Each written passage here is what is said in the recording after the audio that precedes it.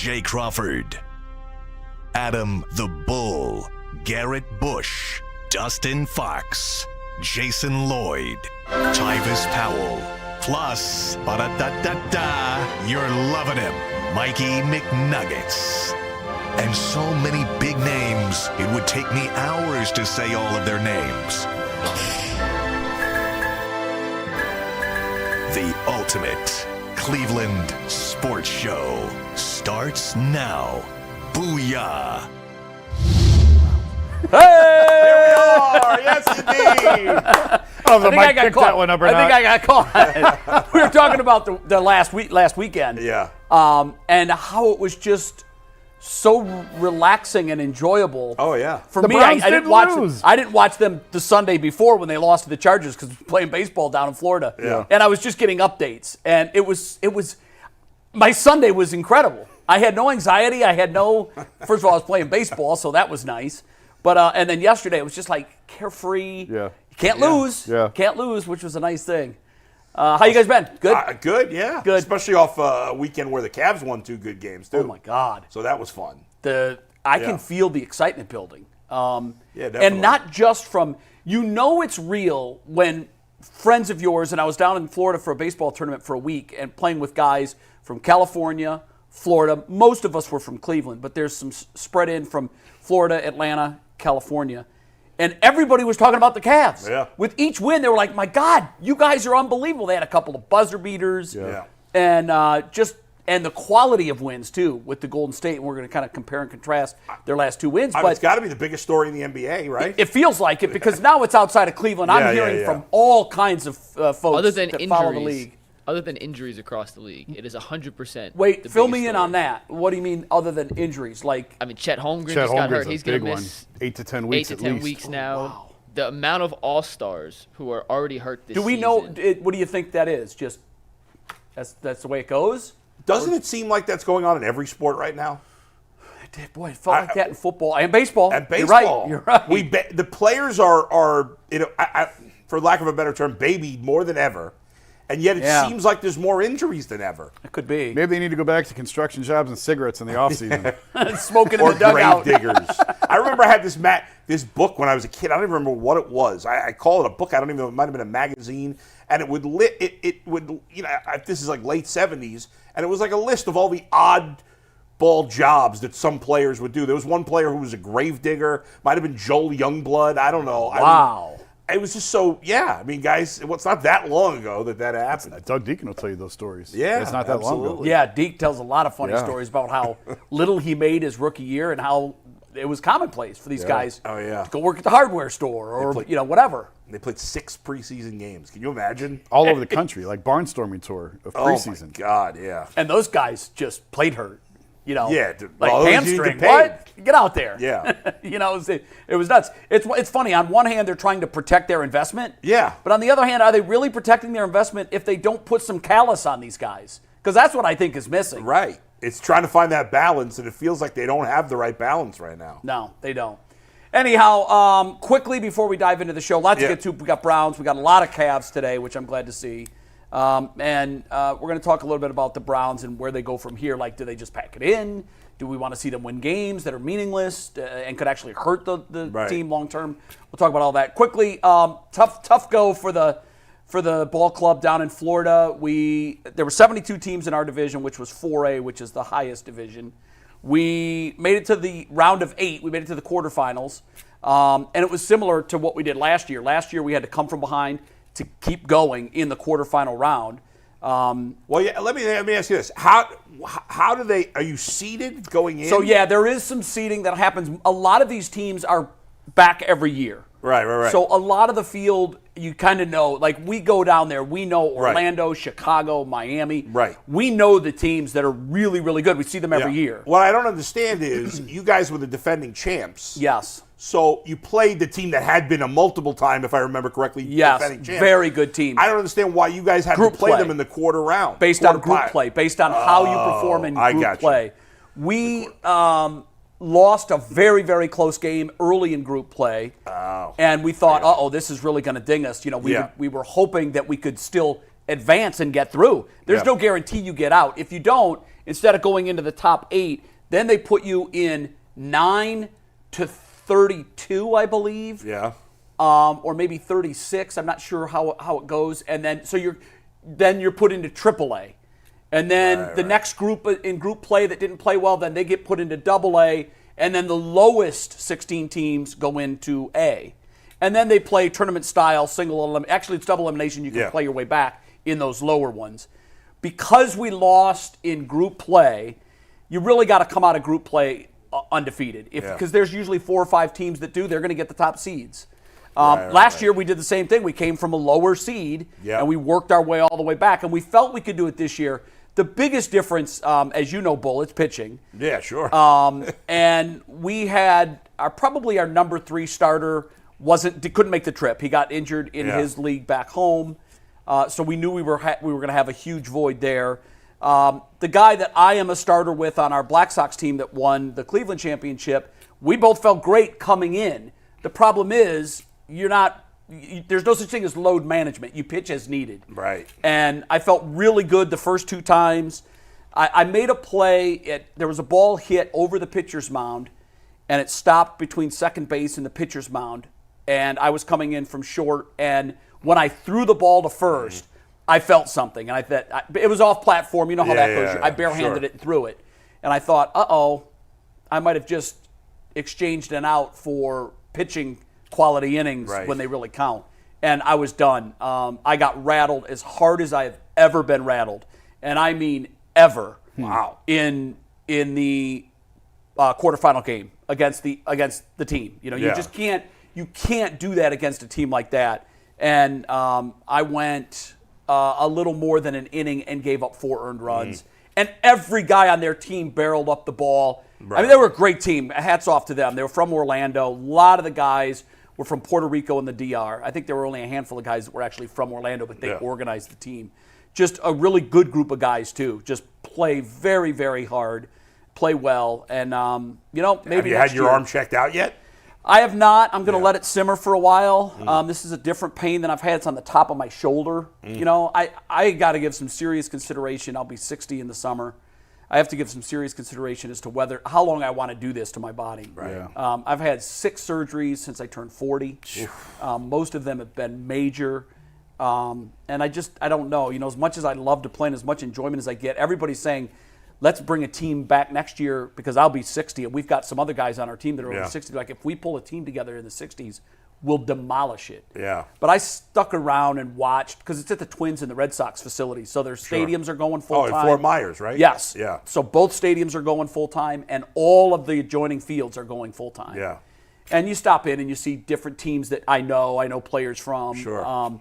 And I stopped in to see a high-quality 60s game. And you didn't like it. And I just don't know, man. I mean, to be perfectly honest, I don't love the baseball that I play now. Mike, you went to the championship game last year in Cleveland, one of 3 championship games because it was a 3-game series.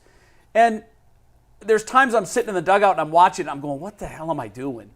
Jay's in better shape than most of them. I'll just put it that way. Yeah, but now at this tournament, that's not the case. At this tournament, these guys are traveling from all corners of the country, really, and Central America and South America. These guys are coming up here. They're not wasting their money. They're coming up here fit and ready to play. And for the most part, when you get to that high level, it's good baseball.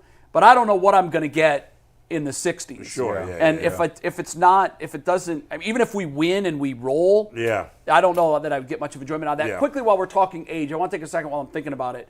I want to wish Steve's mother a happy 102nd birthday. Insane. Wow. It really is incredible. Steve, I'm going to turn it over to you to say more about Mom because you've told us a little bit about her, but she is with it, and it's really quite an incredible story. I know she voted. She voted. At 102. It's incredible, Steve. Just take a couple of seconds and say happy birthday to Mom and anything that you feel we should know about Mom. We had a great time on Saturday. We had some family come up and stuff She's too. great. And she's teasing me. She says my hair is really gray. And I tell her I got that from you. She was singing up a bunch of songs and stuff like that. We had a wonderful, wonderful time. Very blessed. Very blessed. Boy, you aren't kidding. What's her name, Steve? Dorothy. Happy 102nd You don't meet birthday. Dorothys anymore. There's no Dorothy. young Dorothys. No, you don't see any young Dorothys. That is not a name You're right. in the mix anymore. In the mix. It's also Veterans Day today. Oh, so yes. Thank you. That's another Thank thing. you to all the veterans that have served the country unselfishly. Absolutely. You know, We would be a Amazing. much different country without all of the men and women Right. who have many given the greatest sacrifice, the ultimate sacrifice, and that's their life. But many others come back less than what they were when they went. That's right. And they do it selfishly, courageously. And I love that we have a day that we really set aside to think about them and to thank them for their service. So good job, Bull. Awesome. Let's dive into today's show, guys. Got a ton of Cavs on the docket, which is where we're going to start. After a quick word from FanDuel, get ready to tackle the NFL action with FanDuel, America's #1 sportsbook, because right now, new customers can bet $5 and get $150 in bonus bets if that $5 bet wins. The FanDuel Sportsbook app gives you everything you need to place live bets on the NFL, NBA, Major League Baseball, all in one place. So when you get a hunch in the middle of the game, you can check out the latest stats, view live play-by-play, and so much more on the same page where you place your bets. Just visit FanDuel.com/UCSS to join today. Never waste a hunch. Make every moment more with FanDuel, an official sportsbook partner of the NFL. Two big-time wins for the Cavs this weekend. They blew the doors off the Warriors on Friday night. They had a double-digit come-from-behind victory over the Nets on Saturday night. I know what Jason thinks on this, so I want to start with Bull, and we'll go around the horn. Of those two wins, the Warriors or the Nets, what was the more impressive win, in your opinion?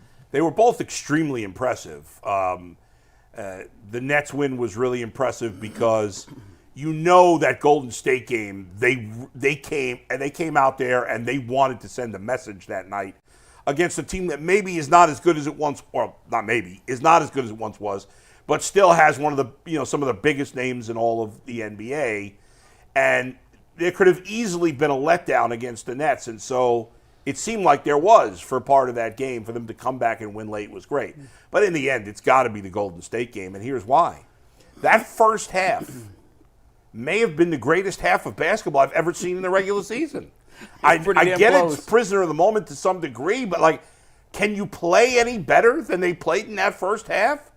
And while, as I acknowledged already, the Warriors aren't what they were still 7-1 coming into this game, and they had just beaten Boston, the defending champs.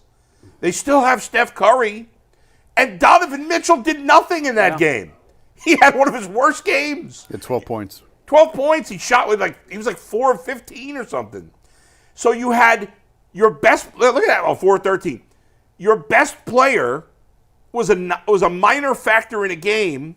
You're playing a 7-1 team with championship medal, and you destroyed them. I know they made it not quite as ugly in the second half, but that first half was so incredible. I don't really know in the end, as impressive as the Nets win was, that you can make that argument, because I'm watching this half, and you guys know how I've been about regular season basketball. I poo-poo it all the time. I'm watching this half how is this happening? This is crazy. It felt like they made every shot. They got every rebound. Every turnover was on Golden State. Steph Curry looked like nothing it was just mind-blowing how well they played in the first half. So Golden State to me is the answer. Well, I'm going to be the contrarian because I know where you're going. Yeah. You told us on the morning call. I was really split on this. It's common tough. sense Yeah. leads you to the Golden State win. Sure. It does.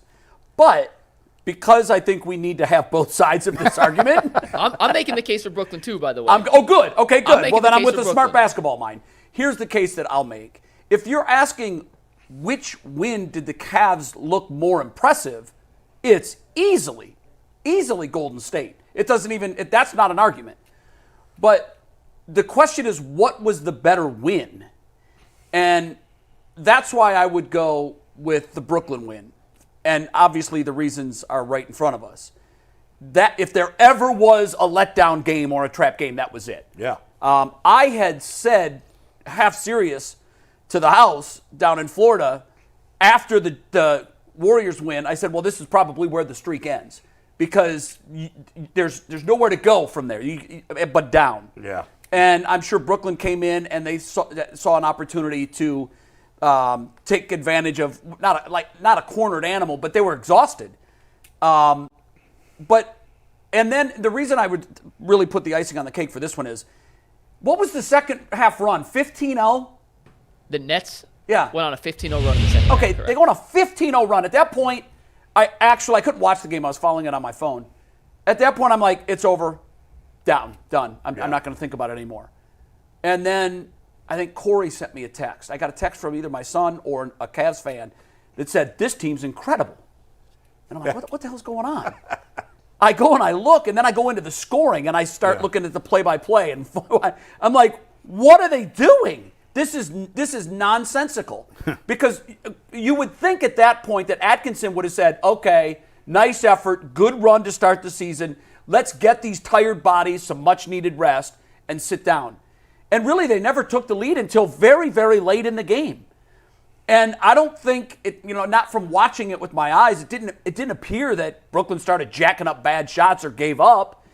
The Cavs dug out of that hole. And it was at that point where I thought, damn, this is a measure not of your basketball talent. This is a measure of guts. And when you put the recipe together to win a championship, you better have plenty of guts. And I think what I most loved about that win was they're proud of what they're doing. They don't want it to end. They gutted it out, they pulled it together, and they came out with the victory. Did they beat a better team the night before? Absolutely. Did they bury them in the dirt by halftime? That score at halftime is one of the most astounding scores I've ever seen in the NBA at halftime, because it wasn't a great team against a bad team.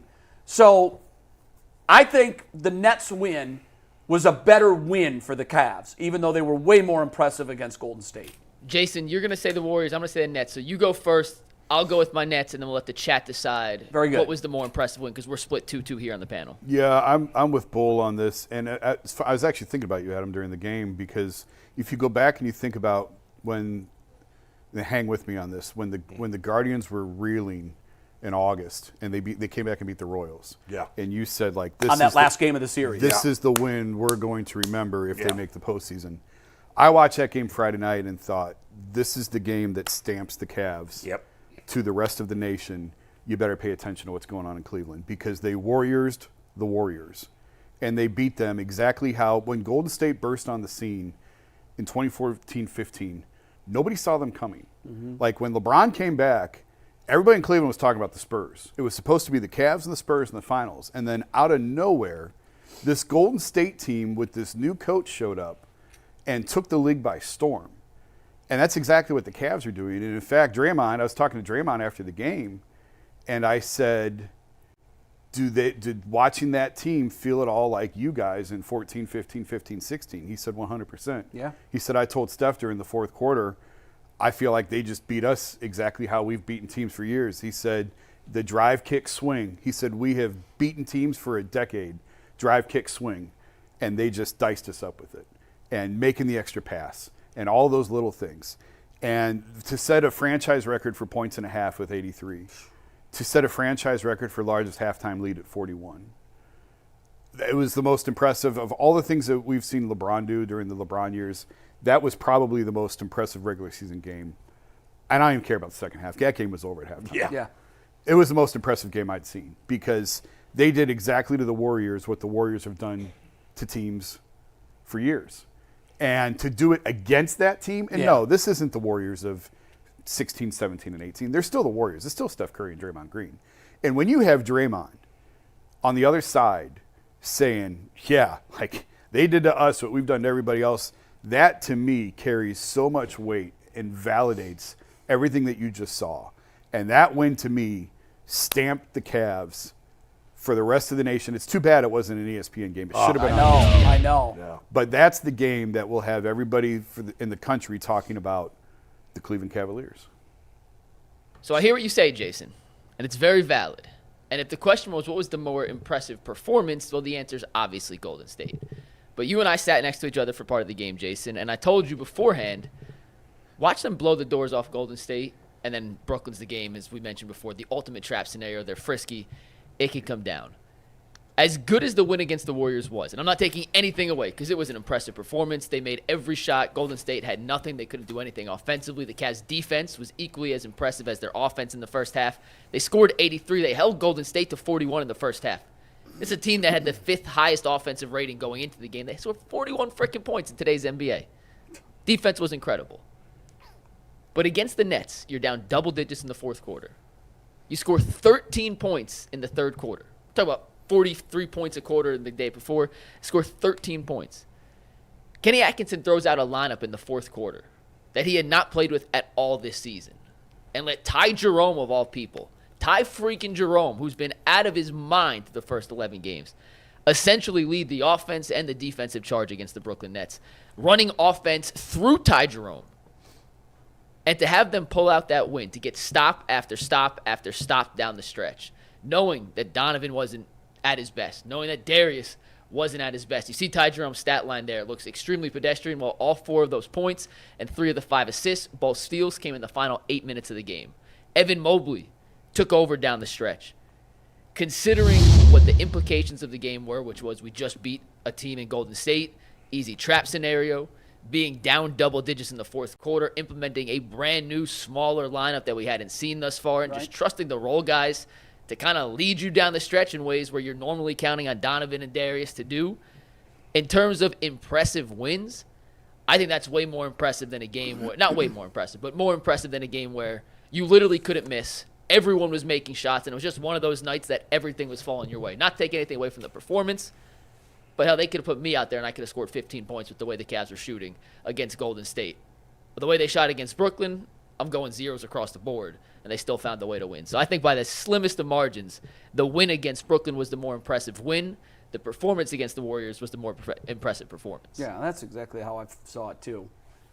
But I think it's close on just, gosh. It was a great weekend. That's, at the end of the year, we're not going to remember that Nets win. We're Yeah. going to remember that Warriors. Golden That's State true. win Exactly for a right. long time. The Yeah. chat agrees with the Warriors, by the way. I think it's we all said it was close. The chat, 66% over 500 votes, say the Warriors Yeah, and I think that's was right. the more impressive. I just had to try to. I didn't know you were going to make the case for Brooklyn, or I would have been 3 against 1. I really do think like I said, performance Warriors, win Nets. Yeah. But 11-0 is 11-0, It's- and that is awesome. It's the longest winning streak to start a season in the last 20 years, besides Since the the Warriors. Warriors Yeah. team. Since the Warriors. Yeah. Exactly. And when they won 20, when they started 24-0. And that was 15-16, right? Yeah. No.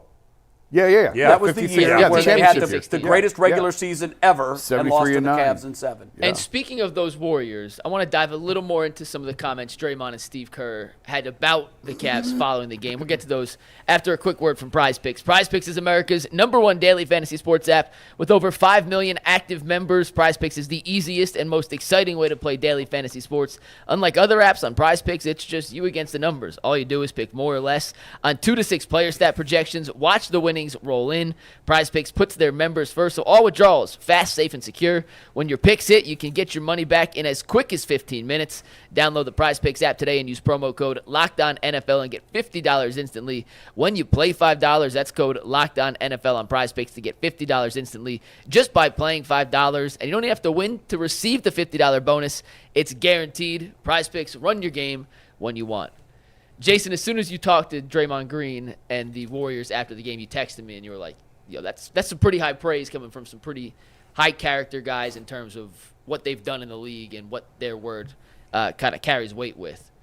Bo, when you read the article the next morning, and Jay, when you saw those comments, did it make you believe a little more? Did it put the same stamp of approval on the Cavs' early season success that it did for Jason and myself? Yeah, I mean, how could it not? I mean, you have one of the greatest coaches in modern history of the sport, and a guy in Draymond Green who doesn't throw around praise all the time. Like, he's a cantankerous guy. He's much more likely to crap on another team than he is to compliment another team. So when I read Jason's article, I mean, I think you're already feeling good about the team just watching them play and the way they played against Golden State in particular. But the fact that both those guys spoke with such high praise for the Cavs, absolutely. How could you not think it matters? I agree with that. Of course, it's going to make. I mean, I don't know that I can be any more convinced that this is the real deal. I'm convinced. I know Bull is skeptical. He's like, wake me in April. I mean, I'm as convinced as I can be right now. I mean, yeah. I think the biggest difference here, and having some time to really think about, like, this is the same club that last year at one stretch, we didn't know what if they were going to win a playoff series. Yeah. And they barely did win a playoff series.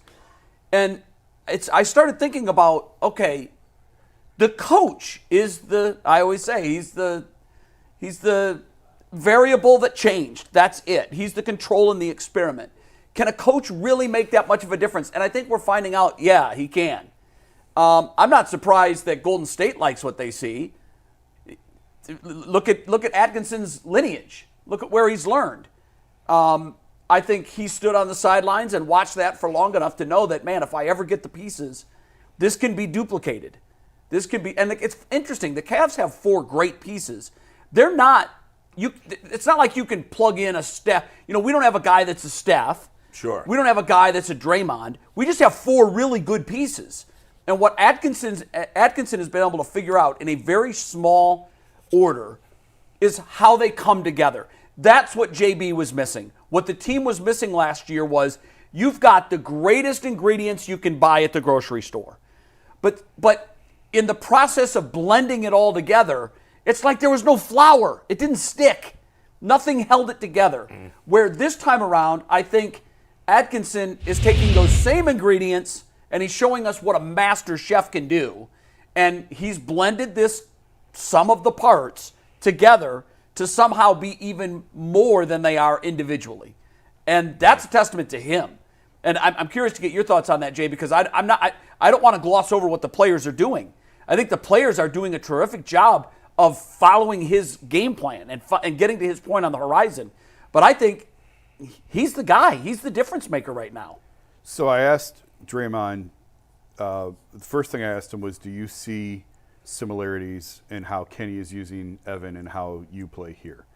And he said 1,000%. Yeah. He said the difference is... It's just a different mindset. Well, he said the difference is Evan's 7 feet. So basically he was saying they can even do it better than we do it. Because Draymond is, 6'9", I think. But isn't the question... That's being nice, by the way. Can you get Draymond's fire, competitive, heart? Can you get that in Evan? Well, you're seeing it. Seeing it. It's coming. It's coming. I'm not seeing it to the Draymond level. No. But if he even gets close to the Draymond level. But he's so much farther along than he was last year. And the Evan piece is wild because the Cavs tried for years to get this out of him. And it just didn't transfer. It just didn't happen. And now it's happening. And so I asked Draymond, do you see the similarities? And he said, yeah, for sure. Like they're putting him in the pocket exactly like the Warriors do with him. But the fact that he's 7 feet tall makes a massive difference compared to how the Warriors can do it. And then he was talking about making the extra pass. And again, what I talked about earlier, the drive, kick, swing. And I said last year they seemed really pick and roll heavy. And he said flat out, last year they were much easier to guard. This year they're much harder to guard. That goes to the coaching component of this, the element. Obviously, Kenny's made a huge difference with this. I don't want it, like JB did a lot of good things for the Cavs. And I don't want his lasting legacy to be, boy, he really blew this, because he didn't. Because he did do a lot of good things. But obviously what Kenny has done has turned this to another level. And what's so funny about that is part of the reason the Cavs were hesitant to make a coaching change in the first place was because they didn't love the field of available candidates. Right. And yet that's sometimes you just don't know until you know. And obviously they found a really good match here with Kenny and the skill set on this team. And it's working. And Darius, I don't know, we talked about this last week. Darius had a terrible year last year.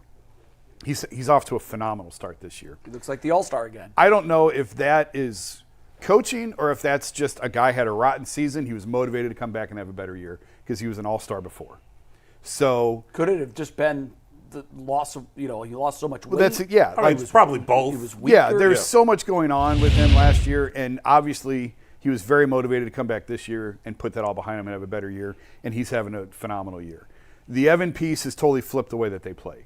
So now we've talked about it before. Now he's like this big wing, this wing big, and the position that they've put him in to this point has totally solved any sort of problems of playing Evan with Jared. It's not an issue right now. Mm-hmm. And if he continues to play this way, it's not going to be. So the bulk of it is coaching. Yes, the bulk of it is. I don't think all of it is. I just don't want this to become, look how great Kenny is and JB was a moron. And that's what I'm seeing out there, and it's just not true. Well, moron's harsh. to your point, he was the right guy at the right time for them when he got here. For sure. But he was clearly not the right guy to get them to the next step, and it looks like Atkinson is. It looks like he is. And there's a big difference in being. I don't want to stomp on him either. I don't, because I do think he did some good things here. But I mean, this team coming out of timeouts, it's A+ coming out of timeouts. Yeah. JB coming out of timeouts, D. Yeah, we talked about that. It was horrible, and that's where I measure the value of a coach. Yeah, and especially in the playoffs, what are you gonna? We've talked about this at length in the past. What do you have when you got to get a bucket? You're coming out of a timeout. You're on the road. They're on an 8-0 run. You got to silence the crowd. Give me one good play. Give me your best play that's going to get you a good look and get you a basket. And he's done that consistently. And it just didn't feel in the past like the Cavs had that in the bag, and now they do. For the last 2 years, it seemed that in a big game, if they were going to win, it had to be Donovan Mitchell. Well, yeah, give it to Donovan and get out of the way. It had to be Donovan. And we'll see come playoff time. But right now, it feels like it could be any of the 4 guys, and especially the other 3 besides Jared Allen, because he's not a huge offensive player. But like they can win big games right now if Evan Mobley's the best scorer that day, or Darius Garland's the best scorer that day. They could be carried by one of 4 guys now. Yeah. There's not a lot of teams that can say one that. of 5, because Ty Jerome carried him on Saturday No, in the you're fourth right. quarter. And I know it's one game, but seriously, Ty Jerome You're carried right. him in the fourth quarter there. Well, No, and you're LeVert's right. everybody's playing well. I mean, yeah. But I'm talking about typically if Donovan had a bad night last year, no it was an chance. L. It was an L. That's just the way it was going to go.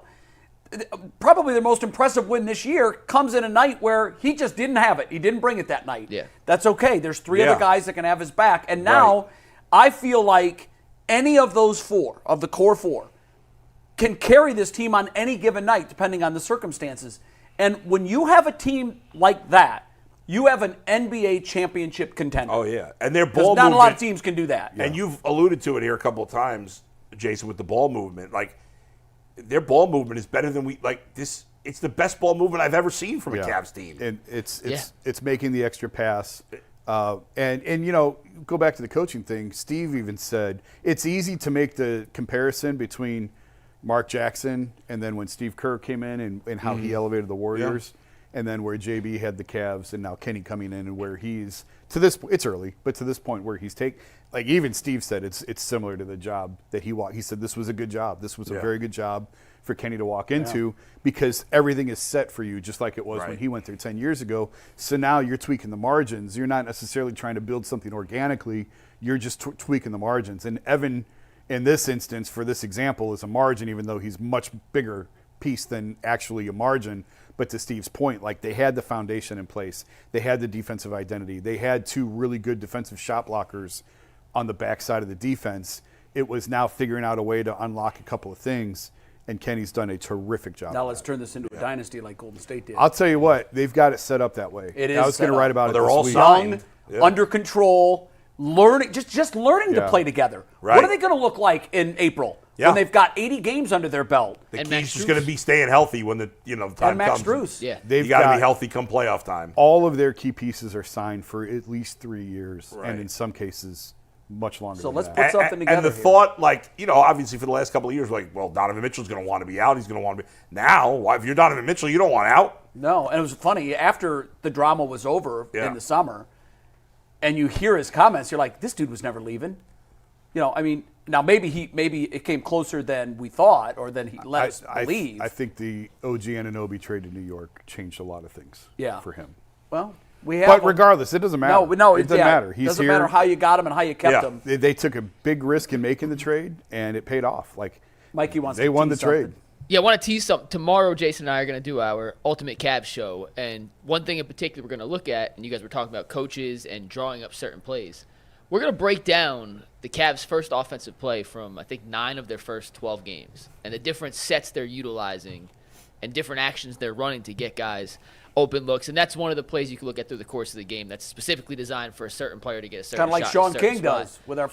Yeah, Good. and these are, but from all different games, they've run a bunch of stuff for Garland. He's got the most Nice. first shot attempts. Mobley's got a couple. They've ran 1 or 2 for Donovan. But we're going to look at some of the different ways they're utilizing different guys. Great. And also, to Jason's point, they're not so pick and roll dependent, and how they're creating space with 2 bigs who proverbially still aren't shooters, but that's not an issue this year because of some of the little nuances they're doing. So that's on tomorrow's Ultimate Cavs show. We haven't picked the time. So, Jason, you want to do 7 o'clock tomorrow? You want to live produce this right now?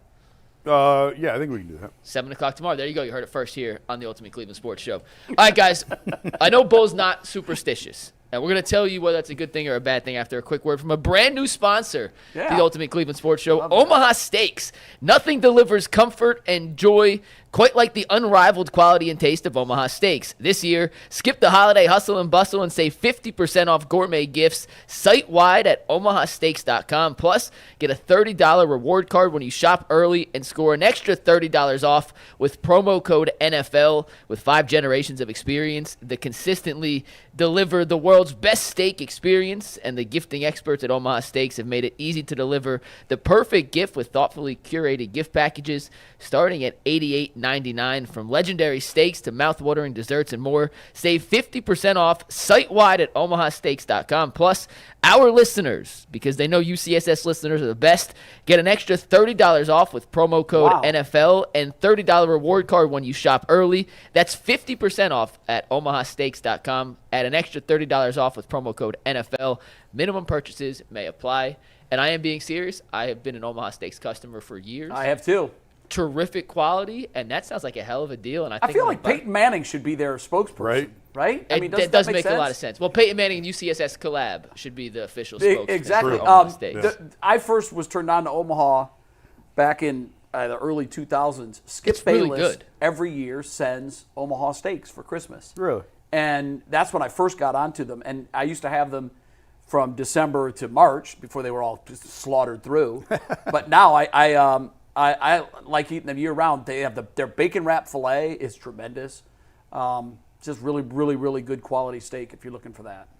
Would highly recommend. And 30% off. 50% off. And $30. $30 off. After 50%. You so, can't. Yeah. Use promo code NFL. You can't find that quality of steak for that price. I mentioned Bull not being superstitious before. And Bull, you have admitted on this show many times you don't believe in jinxes, you don't believe in superstitions, just not up your alley. So I'm curious what you think about some of the Cavs publicly admitting that the 11-0 start and the win streak is currently on their minds. After the Nets game, here's a soundbite from Kenny Atkinson and Darius Garland about playing the game while also having that win streak in the back of their minds. Now it's like, yeah, you're thinking about it. Like normally, this is 11 games in. You're not thinking about a streak, but tonight, you're like, man, you don't think it. I don't want it to end this way. You just. I don't know. Does that motivate you more to win? I mean, we're competing and we're trying to win every game, but it's kind of weirdly in the back of your mind when you're out there competing. Like, man, we got to keep this thing going. So we're gonna keep trying to do it. I think it's in the back of our heads, low key, but we're not gonna stress it. We know it's 82 games in the season, so one L is not gonna really hurt us. We got bigger pictures, we got bigger plans. We're trying to win a championship. We're not trying to go 82-0. So a loss will be a loss, and just be ready for the next one. So we try to get a win for the next one. But to answer your question, it's in the back of my mind. I don't know about them. But, 11-0 is great. And if we come across a really good team and they have their night against us, they have their night. And we just got to get ready for the next one. Yeah, I guess if you do believe in jinxes, maybe you don't like that. But I live in the real world, so I don't worry about those things. I love it. I love that they admit it. What I want as a fan, sometimes it feels like the fans care more about winning than the players do, right? There's some sense of that sometimes for fans. So our fans we're all excited right now. Normally we wouldn't be that excited about basketball in the middle of November. But there's something, I've said this for 2 weeks, I'll keep saying it till it ends. There's something special about a winning streak that makes your interest different, especially to start the season. The fact that the coach and 2 of the key players, I know Mobley didn't say anything there, but he was kind of nodding his head like, yeah, I agree. He never says anything. Never says anything. Right, yeah. It's the Nick Chubb of the Cavs. But the fact that they admit it, it's awesome because fans are excited, and I like, yeah, the players get it. They didn't say, oh, well, we don't pay attention to that. Because that's baloney when they say those things anyway. So I love the honesty, And I love that it means something to them because we all want this streak to continue. I want the Cavs to be 15-0 when they play Boston a week from tomorrow, because that's going to be, that game's got to be on national TV, right? If it wasn't, it'd be picked up. Can Right? It is the TNT game, Okay. 7 o'clock tip. Wonderful. Right. Wonderful. I mean, like, how exciting would that be? And if they're 14-1, it's still going to be exciting, but it's not as exciting. No. Yeah, It's you're not right. as exciting as being 15-0. Jay, are you surprised that they came out and said that? Because typically we want players to be more transparent. And no, they didn't embrace it like, hell yeah, this is huge for us. Right. It wasn't all in, but it was like, yeah, we know it's there, and Yeah. we want it to continue. Of course. But we're also prepared that if we lose, we got a team on Sure. a good night, that we just try to put it behind us and get another win. I was a little surprised that the coach came out and said, yeah. He's an open book, Jay. I'm He surprised has by no that. filter. I'm in just a now good way. learning that. I had no idea what his personality was like before he got here, but I'm seeing that he is not afraid to embrace something like that. I'm not superstitious. I'm kind of stitious, a little bit, and I don't like to talk about that stuff when I'm involved. Yeah. But I don't mind talking about it when the teams are involved because I know one thing: they can't hear me. Yeah. So that's fine. Embrace it all you want. I think it's a great thing, and it fills a void that has been left by our Cleveland Browns. Oh, sure. So 100%. it's if they were 7-6 to start a season, we'd be like, okay, not what we thought. No. But they have helped us forget about what's going on 100% true. with the Cleveland Browns. Yeah. It's human nature. Of course, they haven't lost a game all year. Of course, they're going to be thinking about it. There's a difference between an 11-game winning streak in January and an 11-game winning streak to start the season. When you haven't lost all year, of course it's going to be on your mind. Of course you're going to think about it. It wasn't at 3-0 they didn't care about it. Probably at 5-0, 6-0 they didn't think. Now, after what they just did to the Warriors, of course they're thinking about it. And there's nothing wrong with that. They should be thinking about it. I've mentioned this before. The Warriors in 15-16 didn't set out to win 73 games. That was not the intent. Mm-mm. But when it got to 17, 18, 19, 20, 21, of course you start thinking about, well, let's try and make a run at something like this. Let's make a run at this stuff. The only caveat I would give is you don't want to necessarily be playing your best basketball in November. So can they do this all year long? I don't know. I'm not going to bet against them at this point. But you just want to make sure that they're playing this well in April, May, and June over November. And also the other point on this is a young team that hasn't had a ton of success. Yeah, they won a playoff series last year. Yeah, they made it to the second round. But this is still a young team finding its way. This isn't a team coming off a championship like the Warriors actually were. Sure. Right. They won a championship and then started 24-0. So this is all new to them. And they're going to embrace the success, and they're going to want to keep it going. I don't see anything wrong with that. We talk all the time about NBA teams don't take the regular season seriously. NBA teams don't play hard during the regular season. Well, they are. That team's playing their asses off right I love now. it. As a fan, you got to. By the way, I was looking at all the teams that have started 11-0 and better, and most of them have at least gone to the conference finals. Number have won a championship or gotten the finals. But there were 2 teams that started 11-0 or better that lost in the first round of the playoffs. Oddly, you wouldn't have thought that. It was How long ago I think it was a long time ago. It was like an Atlanta Hawks team. I want to say maybe from the 80s or 70s or something, and one other. But most of the teams that have started this well have at least gone to the conference finals. Mike wants to make a point here. Before you do quickly, I'll just take you back to the streak that the Warriors started the 15-16 season with. At about this point, it was already big news, but at about this point, I was in the SportsCenter division. The first thing in our morning meeting was, how are we going to treat the Warriors? There was never a question what the lead story was. Right. It was just every single night they played, that morning before the game, it was the lead story. We had a guest, we had a writer from Golden State, or somebody that specifically followed that team. Then, of course, in the late sports centers that night, you led with the Warriors highlights. Sure. And then the next morning, you recapped it, and it was front of mind. And there was a point, and I can't remember where it was, I think it was in the mid to high teens, where some of our basketball analysts actually started advocating for a loss. And it's funny, now we have the benefit of the results. But there were guys in the room that were saying, these are meaningless games. This is a marathon, not a sprint. How much energy are you going to exude winning that 20th game in a row that might not show up in March, it might not show up in April, but it damn sure might show up in June. I don't buy they lost the championship because of that. There were guys that were convinced that that's why they lost. Really? There were guys that felt like, and now this is when you do the autopsy. Okay, so we've got the benefit of the results. The greatest team we've ever seen in a regular season didn't close it off. It was like the 07 or 08 Patriots, whatever it was, when they went 16-0 and didn't win the Super Bowl. There were guys that were in the moment in November and mid to early November were saying it's going to benefit them to lose, because once they lose, they're not going to be churning that windmill every single night as hard as they can. Yeah. I actually 1,000% agree with that. 1,000% agree with that. But you think the Warriors lost because No. of that? They lost because Draymond kicked someone in the nuts and got suspended. Yes, but there are all kinds of little things that lead to defeat. Like, there's just never one thing. I'm certainly not saying, and no one at ESPN and none of the analysts were saying that, but they were saying, guys, these games are meaningless. It's a marathon. You're going to need that energy in June. Like, no one's worried about load management on 11 game. Like, everyone's playing. Everybody's available every night. You're right. And if they're 9-2, guys might be getting nights off. Well, that's the thing. As soon as Golden State lost, they didn't go on a streak of losing games, but they saw they were playing differently. Yeah. They weren't using their guys' high number of minutes. Right. And you know this, we all know this, of all of the professional sports, the single most exhaustive grind, everyone thinks it's baseball, it's not.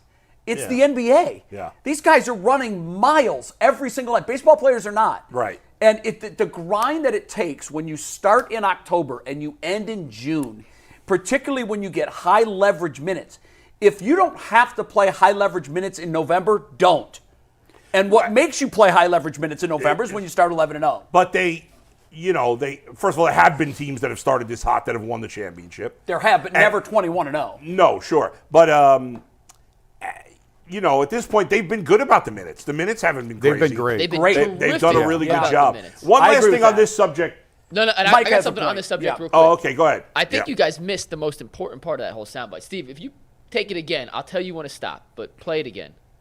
Trying to do it. I think it's in the back of our heads, low key, but we're not gonna stress it. We know it's 82 games in the season, so one L is not gonna really hurt us. We got bigger picture, we got bigger plans. We're trying to win a championship. We're not trying to go. Stop it.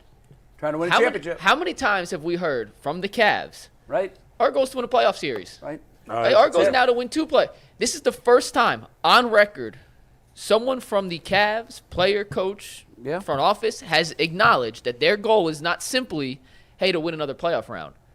This is a team that now believes they are a championship contender. They should believe that. And they should believe that. And that, to me, out of everything they said, and Bull, I agree with you. I love the fact they're acknowledging it. It's human nature. I have no issue with the jinx. I don't buy none of that. The fact that Darius Garland, who we've kind of joked about in the past, sometimes doesn't come off as the most mature guy. This year, I think he's taken massive steps forward in his maturity.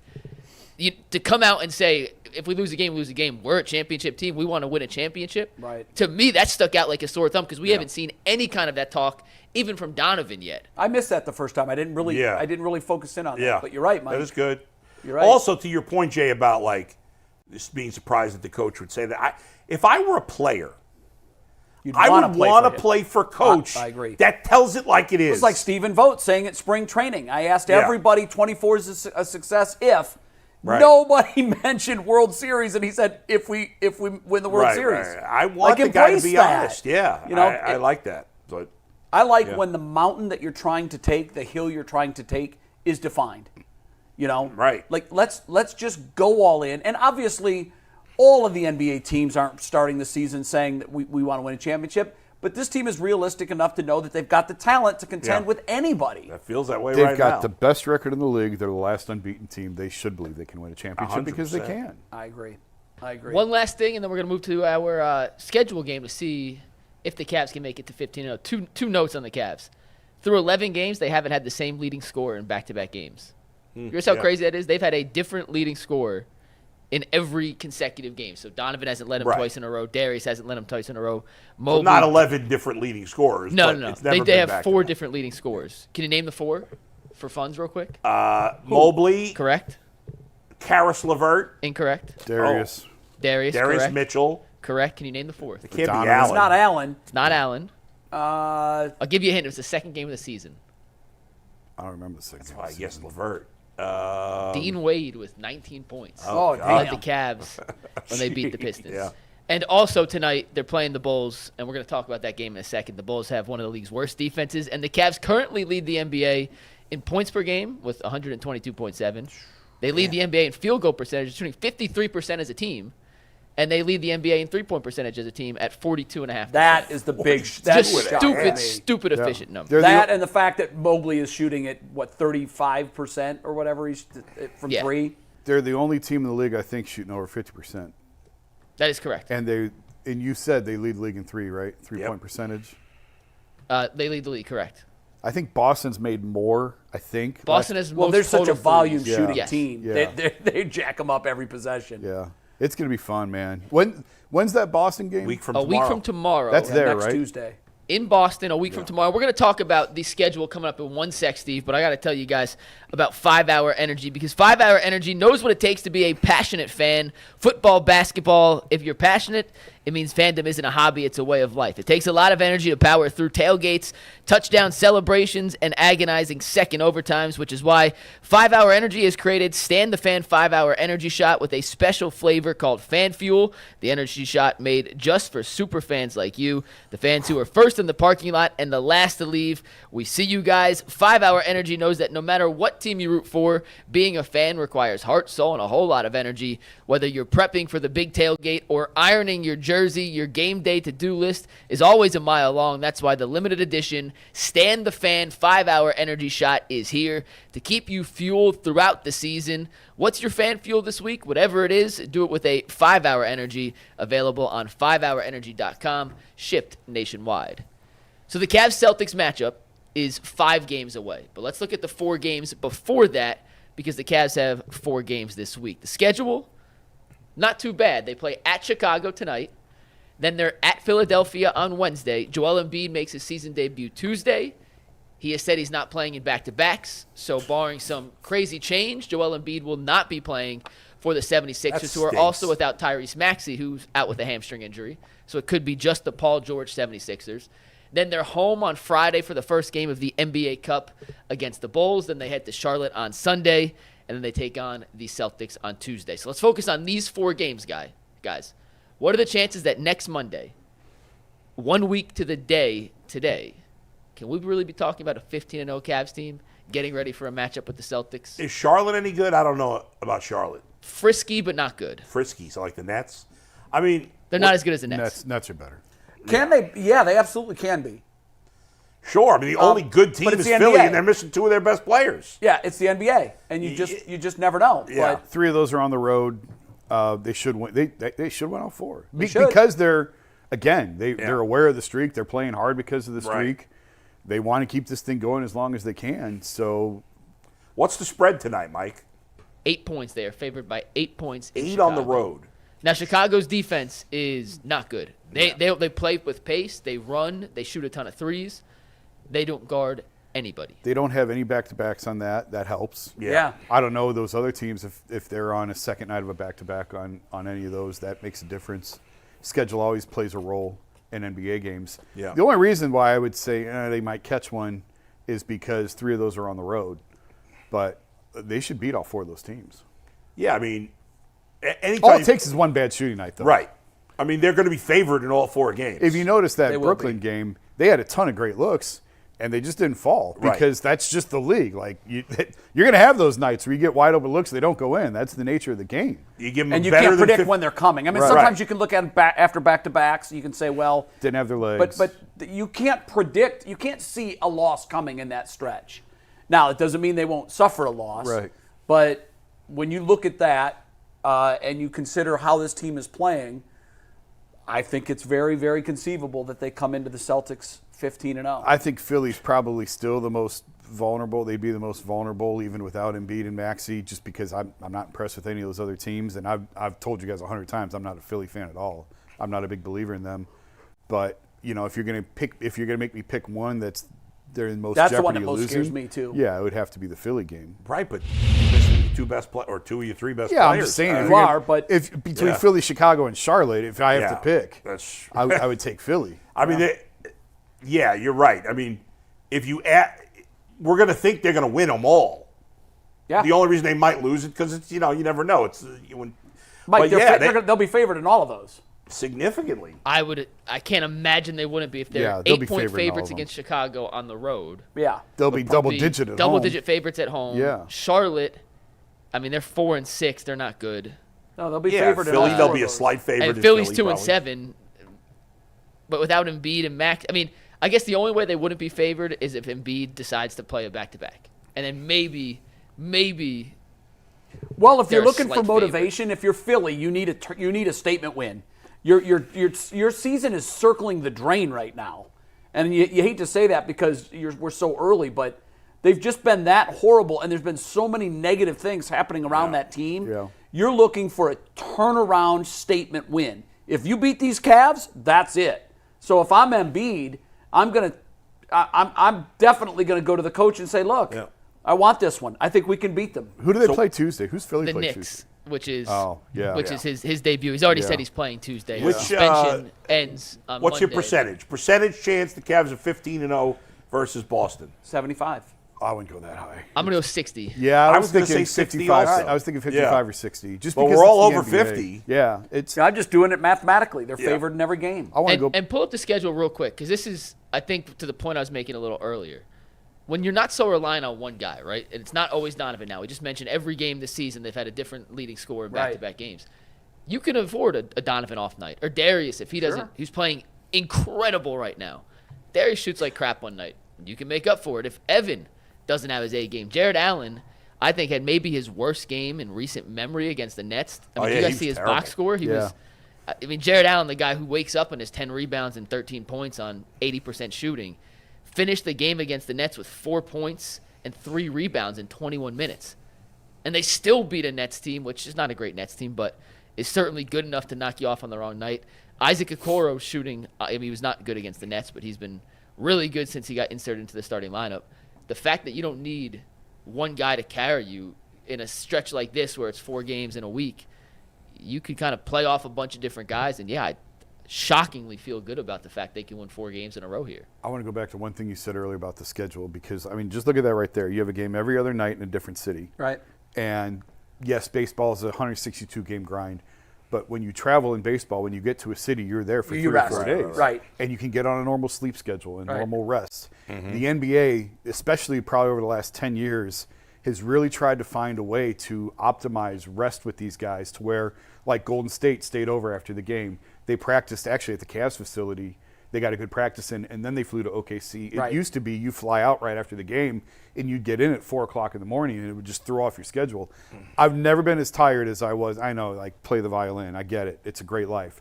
But you're tired all the time. Sure. Because there was so many. And you weren't running 5 miles a day. No, but, like, I would wake up in the morning, and I would have the notification to check in for my next flight before I got on this plane. Yeah, that's when you know you're on a treadmill that you can't keep up with. I had that happen to me as well many times, and I'm like, you forget where you are. Check in for your flight from Charlotte to Miami. I'm in Cleveland. I'm not even in Charlotte yet. But the good thing about that stretch that they're in, those are not bad flights. The longest one is Chicago to Philly. That's an hour and a half, and then Philly to Charlotte is quick. So the way they travel too.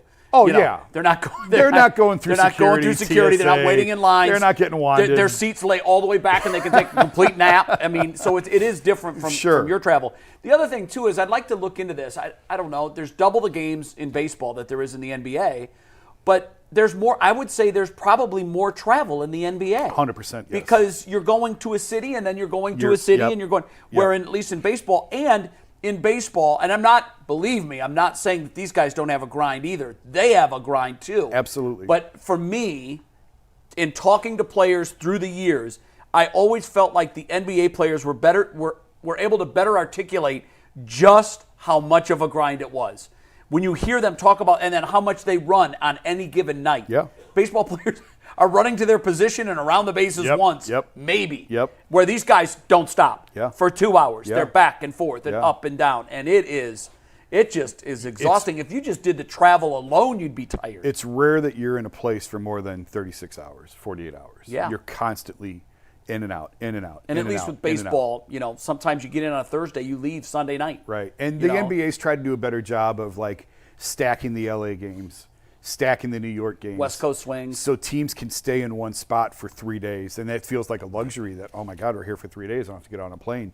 It's huge for the teams. I still believe this. I think the NBA should find a way. You can't probably do it all the time, but as much as possible, if you're going to play Charlotte twice, play them on Tuesday and Thursday. Jason, they're doing that in the G League. They should. They are. Didn't So the Mad Cavs Ants last year have a situation where they did that? It's starting to happen. I thought they It had a happens every situation once in last a year while. where can't remember what city, but they played not on back-to-back nights. I think it was Boston. They played I think it was Boston. I think they were there. Boston off They've had and a then few. Boston again. Yeah, and that's But the G smart. League- Why not do it that way? The G League is doing. So the Mad Ants were here this weekend.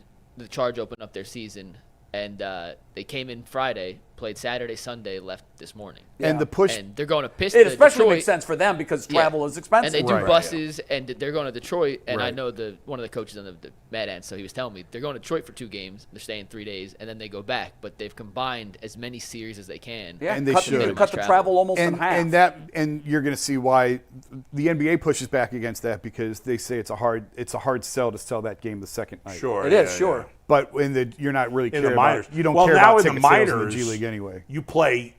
They play a whole week against one team in minor league baseball.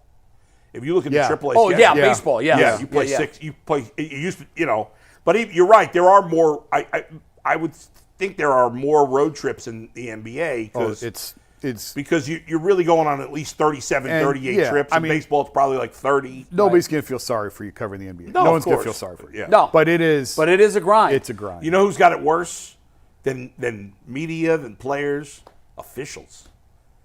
They don't have a home team, right? No, I guess well, not. but they get days off.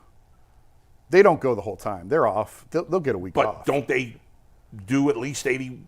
I mean, yeah. I mean, they stay in our hotels. I was Right. I'm saying they don't have like a homestand. I had breakfast and drinks at the bar with plenty of NBA officials because they were always in our, they're running in our too. hotel. Yeah, right, they that's are. true. They're in Nonstop. incredible shape. Yeah. You have to be. We got one more Cavs topic, and then we're going to talk a little Browns, then come back to the Cavs. But I saved this one for noon. We had our biggest audience because this is my favorite Cavs topic of the day. We'll get to it after a quick word from FanDuel, America's #1 sportsbook. And right now, new customers can bet $5 and get $150 in bonus bets if their first $5 bet wins. The FanDuel Sportsbook app gives you everything you need to place live bets on the NFL all in one place. So when you get a hunch in the middle of the game, you can check out the latest stats, view live play-by-play, and so much more on the same page where you place your bets. Just visit FanDuel.com/UCSS to join today. Never waste a hunch. Make every moment more with FanDuel, an official sportsbook partner of the NFL. I'm going to put this up in the YouTube chat, so I want everyone who's out there watching to vote in this. This is not who is the best player on the Cavs. It's not. But through 11 games, who has been the most important player on the Cavs thus far? And Bull, we'll start with you. We'll go around the horn, and then I'll Don't finish start with it me. off. I feel like you've started with me on every topic, so let somebody All right, else. we'll start with Jay. I'll start. Jay, yeah, you start. We'll go reverse around the horn. man. Again, not the best player, and maybe not the same player the last couple of years, but this year, I'm going with Evan Mobley because we have said nonstop for 2 years they can't win a championship if he is at his ceiling. He's got to become more than what he is. He needed to develop an outside shot. He needed to become more aggressive with the ball in his hands. More of the offense needed to run through him. If you ask yourself, now obviously Darius Garland's game has changed year to year. I attribute that to the injury he had last year, both to his jaw he couldn't eat, and also I think he was kind of wounded mentally because of all that. I think his psyche took a big hit. So his game has elevated substantially from last year, but not substantially over his peak. We're seeing Darius Garland now where he was a couple of years ago when he was a no-doubt all-star. We have not seen this Evan Mobley. This is new. And I said earlier that the control in the experiment was the coach, and I believe that. But if you take the coach out of it, to me, the one guy that looks markedly different from anything we've seen from him in the past is Evan Mobley. And that's why I think he is the most important Cavs player this year. And by the way, we've heard a number of people say the Cavs cannot win a championship unless he is their best player. And he's not their best player yet, but he's getting there, and he might one day soon be their best player. He's narrowing the gap. He is. It's shrunk like this. Very, very quickly. Yeah. I think Donovan's hearing footsteps.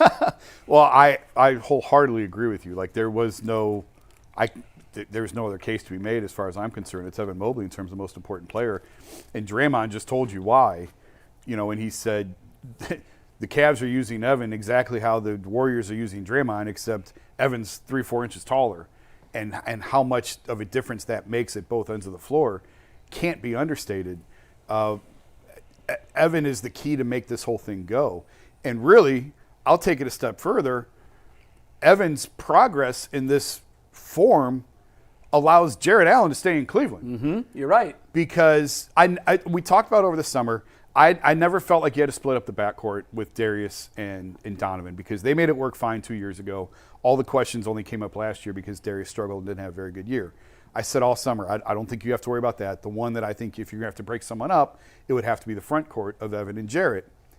And if you were going to get to that point, it wasn't going to be Evan that you were trading. I've said time and time again, anytime I talk to teams around the league about the Cavs, it was always Evan in the middle and 4 shooters around him. It was never about Jarrett.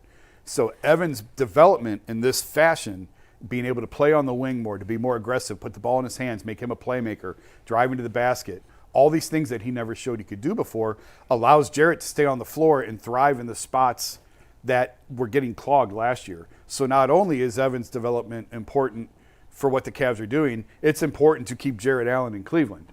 So to me, it's Evan. Year 4, Tim Duncan had a big jump in his career in year 4. And you look at their stat lines, Tim Duncan wasn't a guy who scored 30 points a game. I mean, he was later in his career, he started scoring in the 20s. The big fundamental. But early in his career, and especially in year 4, Tim Duncan averaged 19, 9, and 3. What's Mobley averaging? More than 18 and a half, 9 and 3. I mean, it's about the same. So, and he's just playing better and better. And yeah, Mike, I'm sorry to be boring, but I think this question is easy. I'm different. We already knew Donovan Mitchell, how good he was. Jarrett Allen is what he is, really good player. Yes, Darius is playing a lot better than he did last year. Maybe he's playing the best basketball of his career, but he's been an all-star. Yeah. Evan Mobley's been a great defensive player, but he's just been kind of a guy on offense his entire time here. He's had moments here and there. But so far this season, he's a totally different player. And he is the main reason why, his play so far is the main reason why it seems that this team could win a championship. Ultimately, we don't know because the guy's got to be healthy and he's got to play this way in the playoffs. But if this is who he is now, if this is the baseline of what he is now, then the Cavs can absolutely win a championship. And without his play reaching this level, they probably couldn't. So I hear all that. And the chat agrees, by the way. 67%, over 400 votes already, chose Evan Mobley as the most important player. Yeah. And through 11 games, I think there's a strong case for Evan Mobley.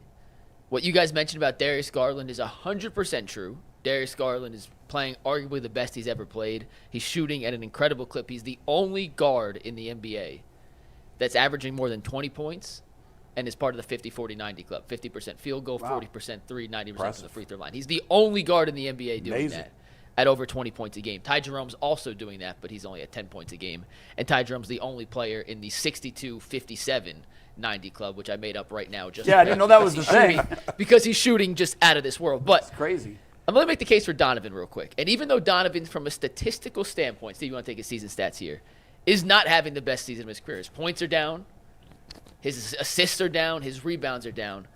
I think the most important thing Donovan has done, which has unlocked the rest of the things for Evan and Darius, is he's taken a step back and allowed them to flourish in the roles that Kenny's put them in. And he's building up confidence early on that could pay massive dividends when the Cavs go on their late season and playoff push. There are superstars around the league, and especially of Donovan's caliber, who haven't had the playoff success yet, who may not be willing to loosen the grips on the reins, especially late in games, and let someone else be the catalyst offensively down the stretch. And we go back to the Milwaukee game at home last Monday, where it was all Darius Garland down the stretch. And against Brooklyn, last night, it was Evan Mobley. Or not last night, Saturday. It was Evan Mobley and Ty Jerome. And Donovan didn't overstep because he was doing what's in the best interest of the team. And through 11 games, I think part of the reason Evan has looked so good at times and Darius has looked so good at times is that the defense is still paying a ton of attention to Donovan, and he's accepted the fact that I'll just be a decoy for a little bit and let those two guys take the full control. So in terms of importance, Donovan's still the best player. If you're ranking guys, he's still the best. The fact that he's taken a step back and proven or showed off these leadership skills that I'm not sure we had seen at full capacity in the past, I think there's a case for Donovan in that regard too, even though everything you guys said about Evan Mobley is 100% valid. Yeah, you know, it takes two to tango in that sense. Here's the thing, and this just drives home the fact that this is a championship caliber team. Both are really good cases. Donovan Mitchell is a hugely important player. He is their best player. But the case you just made for him being the most important player is a valid one. And you could make an argument for Darius and even Allen as well, because he does a lot of the dirty work on the team. Yeah, and that's what builds a championship. You know, it's not just one guy, it's not two. Right. In this case, it's four, and they have four. Are they all? They're all-stars, all four of them. Has any team ever had 4 All-Stars? Not that I can remember. The Pistons, when they had Tayshaun Prince, Chauncey Oh, Billups, wow. Rip That's Hamilton, crazy. and Rashid. One of the wildest, either Ben or Rashid. Yeah. I'll look up. I know they had 4. I'll look up any other teams that It's have. hard to get 4. I don't know It if they'll is get very, 4. very, Yeah. very But hard. if they have the best record in the league, they got a shot. They'll get 3. The I think they'll Celtics get had 3 last year, Yeah. and they had the best record. The Warriors had 4 All-Stars: Dre, Steph, Clay, and Durant. Oh, yeah. It's happened 9 times in NBA history. So. All right, so it's possible. It'll be Right hard. now they got where you get the 4th is an injury replacement. Right. The games in Indianapolis this year, right? I think All so. Stars in Indy guys are going to back out. They're not going to want to go to Indy for All Star Weekend. Yeah, it's not Vegas. And then you or slide, Miami. and then you slide of the 4th. Right. inning. I mean, you know, we got a long way to go. Played 11 games. Okay, wait, real quick, while we're talking about 4 All-Stars, Kenny Atkinson's been on a staff that's had 4 All-Stars before. Can you name the 4 All-Stars on the 2015 Atlanta Hawks?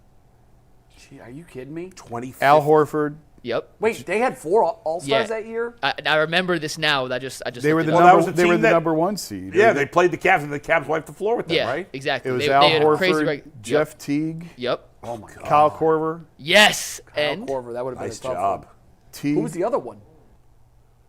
Teague. I'm impressing myself. I can't That believe is I- very impressive. Getting I remember. those 3. I remember Kyle, Teague, Horford.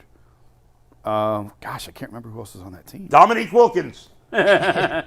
Paul Millsap. I never would have God, gotten. I never would have gotten that. In a one. million years, I No. wouldn't have guessed that. I No, forgot he it's played for the crazy. Hawks. Where was the All-Star game that year? Atlanta? New York. No, wait. 15, 16. Was that New York or Toronto? It wasn't Toronto. Was that 14-15, Mike, or 15? It was at Madison Square Garden. New York. Yeah. It was 148 degrees below zero that weekend. I was there. It was Oh, my God. brutal. I took my wife. The league hooked her up. She had tickets to everything. Nice. It was great. Nice. But it was But what'd you freezing ask? Sorry, cold. I missed that. Was that the 14-15 season or the 15-16 season? 15, 16, right? 14-15, I believe. Okay. 14. Yeah, Yeah, 14-15. The Hawks finished with a 60 Yeah, and 22 yeah, record. yeah, Right. yeah. And the Cavs swept them, didn't they? The Cavs finished as the 2 seed in the playoffs in the regular season, and then in the playoffs, Beat them in the conference finals, right? yeah, they swept them. Yeah. That was Detroit. I think we tried. I think we were looking for some excitement and trying to convince ourselves that the Hawks would be a competition, and they weren't. Was that? No, that was Boston. That's when Kevin got hurt. It was Boston in the first round, Right. and then Toronto in the second round, and then Atlanta. Yes. Good memory, Jason. Yeah. Good job out of you. Well. All right, Mike. You guys ready to talk Browns for a sec? We're going to get back to the Cavs in a little bit, but we're going to talk Browns for a few minutes here after a quick word from Prize Picks. Prize Picks is America's #1 daily fantasy sports app with over 5 million active members. Prize Picks is the easiest and most exciting way to play daily fantasy sports. Unlike on other apps, with Prize Picks, it's just you against the numbers. All you do is pick more or less on 2 to 6 player stat projections and watch the winnings roll in. Prize Picks puts their members first, so all withdrawals are fast, safe, and secure. When your picks hit, you get your money in as quick as 15 minutes. Download the Prize Picks app today and use promo code LOCKEDONNFL and get $50 instantly when you play $5. That's code LOCKEDONNFL on PrizePicks to get $50 instantly when you play $5. You don't even have to win to receive the bonus. It's guaranteed. PrizePicks, run your game when you want. All right, coming off a bye week, guys, do you feel any differently about the Browns? One way or another? How could you change feel your opinion on differently? how you look at this team? Any revelations you have with this Cleveland Browns team after watching other teams play football this week? What's a shame is like the 7 seed in the AFC is wide open. Yeah. Like it's the right now the Broncos are 9 the and 7th 8 might seed. get it. Yeah. Like I still think the Bengals can make the playoffs at 4 and 6. They've got the offense now. Right. Just got to find a defense. Yeah, but because the Broncos are the 7 seed at 5 and 5, so and they're clearly not very good. Although they should have won. Man, the Chiefs just pull a rabbit out of the hat every week. It seems. You know what? And I think that's good for the Chiefs too, because when you get in the playoffs, those are the kind of games you're involved in. And they have 7 of their 9 wins have been by one score. I mean, it's wild. But yeah, I mean. But how could you change your opinion on the Browns? Yeah, I feel, I'll tell you, I'm curious to gauge your guys' interest on this and maybe fans in the chat. I've never experienced this level of apathy amongst Browns fans. I wasn't here for the 0-16, so I'm sure it probably was close. But I just feel an indifference amongst fans that I've never experienced before. The things that I've heard Browns fans say, I'm not going to any games. I'm selling, if I can, I'm selling the tickets I have. Yeah. It's going to be really interesting to gauge their attendance throughout the cold months here when they're out of it. Terrible. I think it's going to be awful. Yeah. It's terrible timing. Jimmy's trying to raise excitement for a new stadium and where ticket prices are absolutely going to go up. Yeah. Now, I know that's 5 years down the road, and this roster will look entirely different than it does today. Yeah. There might not be anybody on this Browns roster in 5 years that's on it today. I think Miles and maybe JOK would be the only. 5 years? Yeah. I don't know. JOK? Yeah, I don't even know. Is Miles has got 5 more years left in him here? I mean, I don't know if here. Some of the He's young got 2 under players, contract. some of these rookies and guys they've drilled. Cedric Tillman might be here or whatever. Maybe. But they don't have a lot of guys that last 5 years. I do think there's a lot of apathy. I'm just my opinion on the situation. I think there's a lot of people that were excited about Deshaun Watson, but there was part of them that was disgusted that the Browns traded for him. And I think I think I'm in that group too. Yeah. And I think all those people are now, like, not only is the team bad, not only was he so not worth it and was terrible trade. We sold out our morals for him. Yeah, you feel gross about the team. Yeah. And especially in contrast to what you got with the Guardians and what you got with the Cavs. Like, those are likable teams. People With around good guys on them. Good guys, overachieve. I don't know. Guardians may be overachievers a little bit, but like they're fun teams, high character. They're easy to root for. I bet you there's a lot of young people that are like into watching the Cavs that are not even like Cavs fans. They're just like the NBA, and they're like the Guardians were a fun team to root for. I'm sure a lot of we may not. Everybody feels like everybody hates us, but I guarantee you, baseball fans around the country that are not Yankee fans were rooting for the Guardians to beat the Yankees. And you watch MLB Network like I do. The guys were rooting. Yeah, of course. The guys that are on air were rooting for the Guardians, Of and they kept course. saying what you just said. They're fun. Yeah, and the Browns are just so the anti-other teams. Yeah. I mean, it's just there's not much likable about them. So there's not much to be excited Then about. I'm not off base. I didn't think about that angle. You're Yeah. right. But you're feeling it too, Yeah, like just a 100%. general apathy where it's Yes. like, okay, Now, it comes back in a minute. That's the thing. can they bring it back this year? No, I don't think so. yeah. But think about it. When Jameis played great in that first game, Oh, we were all back in. everybody was like, playoffs. Kool-Aid was flowing. So that comes back in a hurry. And if there's a new quarterback, which I assume there will be for next year, people will be buzzed all again. But yeah, for this year, I mean, Jay, do you I feel agree it? with you. I think the stands are going to be empty. Do you sense a different level of apathy? Yeah, I think the difference between what you were talking about with 1-31 and where they're at now, with 1-31, you at least felt like, okay, we got through the worst of it, and hopefully they're building towards something. Yeah. And in this instance, not only do you not have the quarterback, but you still have to pay for the quarterback for 2 more years. And it's really going to hinder what they can do. Now, if they hit on a rookie, you're right. If they hit on a quarterback in the draft, and they're not paying him very much. They can flip this fast. Yeah. But when you're looking at this as you owe this guy $170 million on your cap sheet over the next 2 years, or or if you want to stretch it out like even you're longer. paying 2 premier quarterbacks every year. Yeah. So one big right. quarterback salary hamstrings you. This team is going to be paying 2 premier quarterback salaries each of the next 2 years, and he's not going to be their quarterback. No. And I think the difference for me, Jace, is you said, if you hit on a quarterback, each wash, rinse, repeat that this franchise goes through, my confidence level that Absolutely. they're ever going to get it right Yeah, I know. diminishes Of course. greatly. Yeah. And right now, where I'm operating at is about a 6% optimism rate.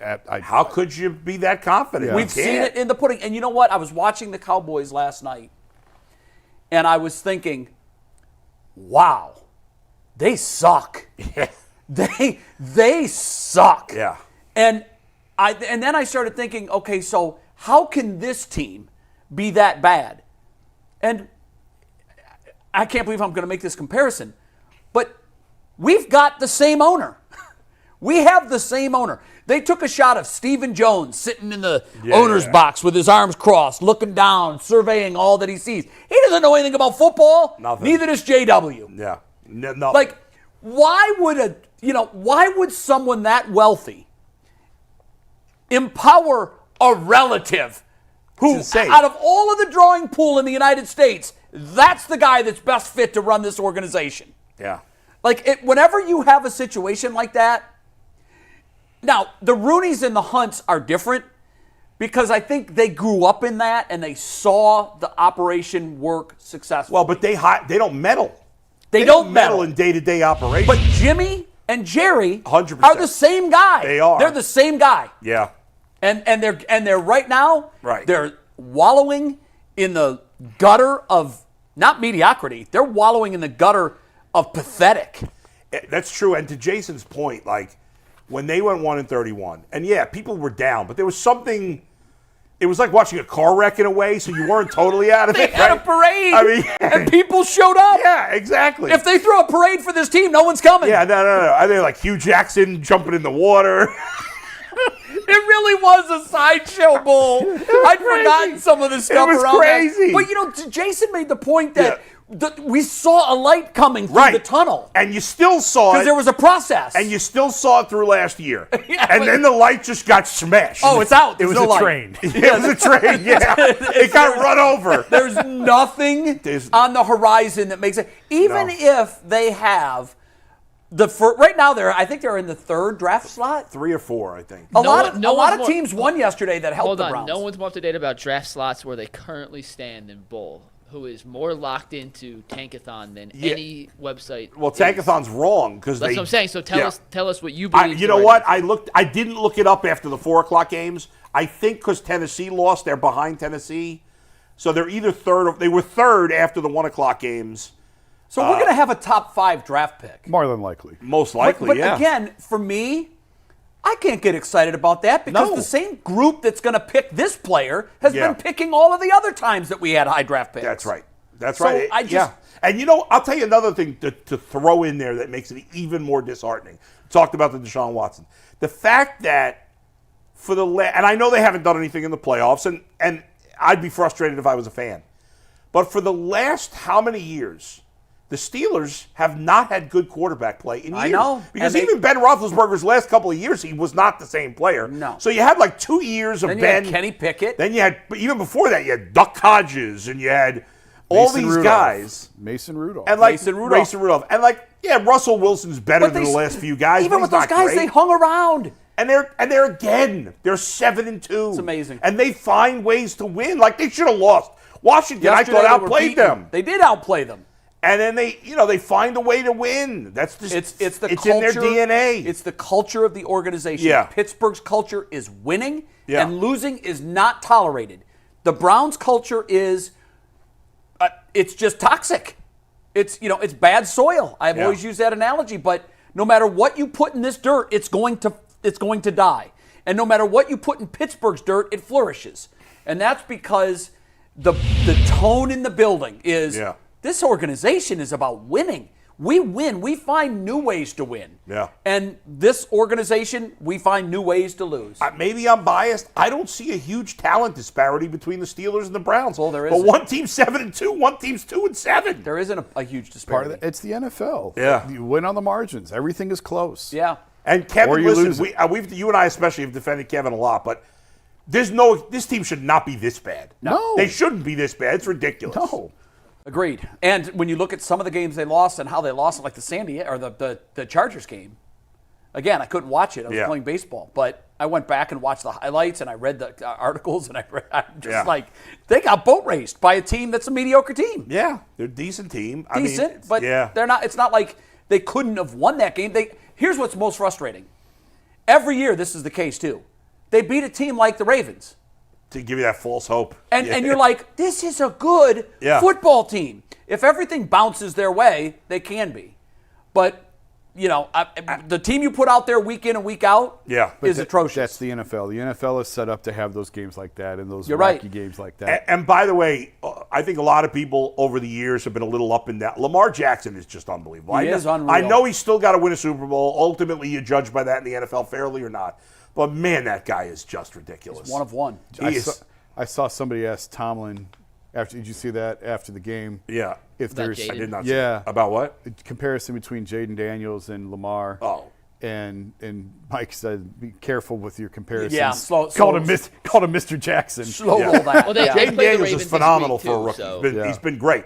But Lamar Jackson, I mean, the guy's just that Thursday night game between the Bengals and Ravens. I mean, What's gotten the better, offense Bull, was is his decision making. oh my God! Well, that's the only thing he wasn't a strength. That was his weakness, and I watch him now. He is a savvy, smart player that can beat you with his legs, his arm, and now this. Yeah, and when you add that component, I think ultimately the guy's going to get a ring. I don't know if it's this year. I don't know. I think so. What's he, in too. year 6 now?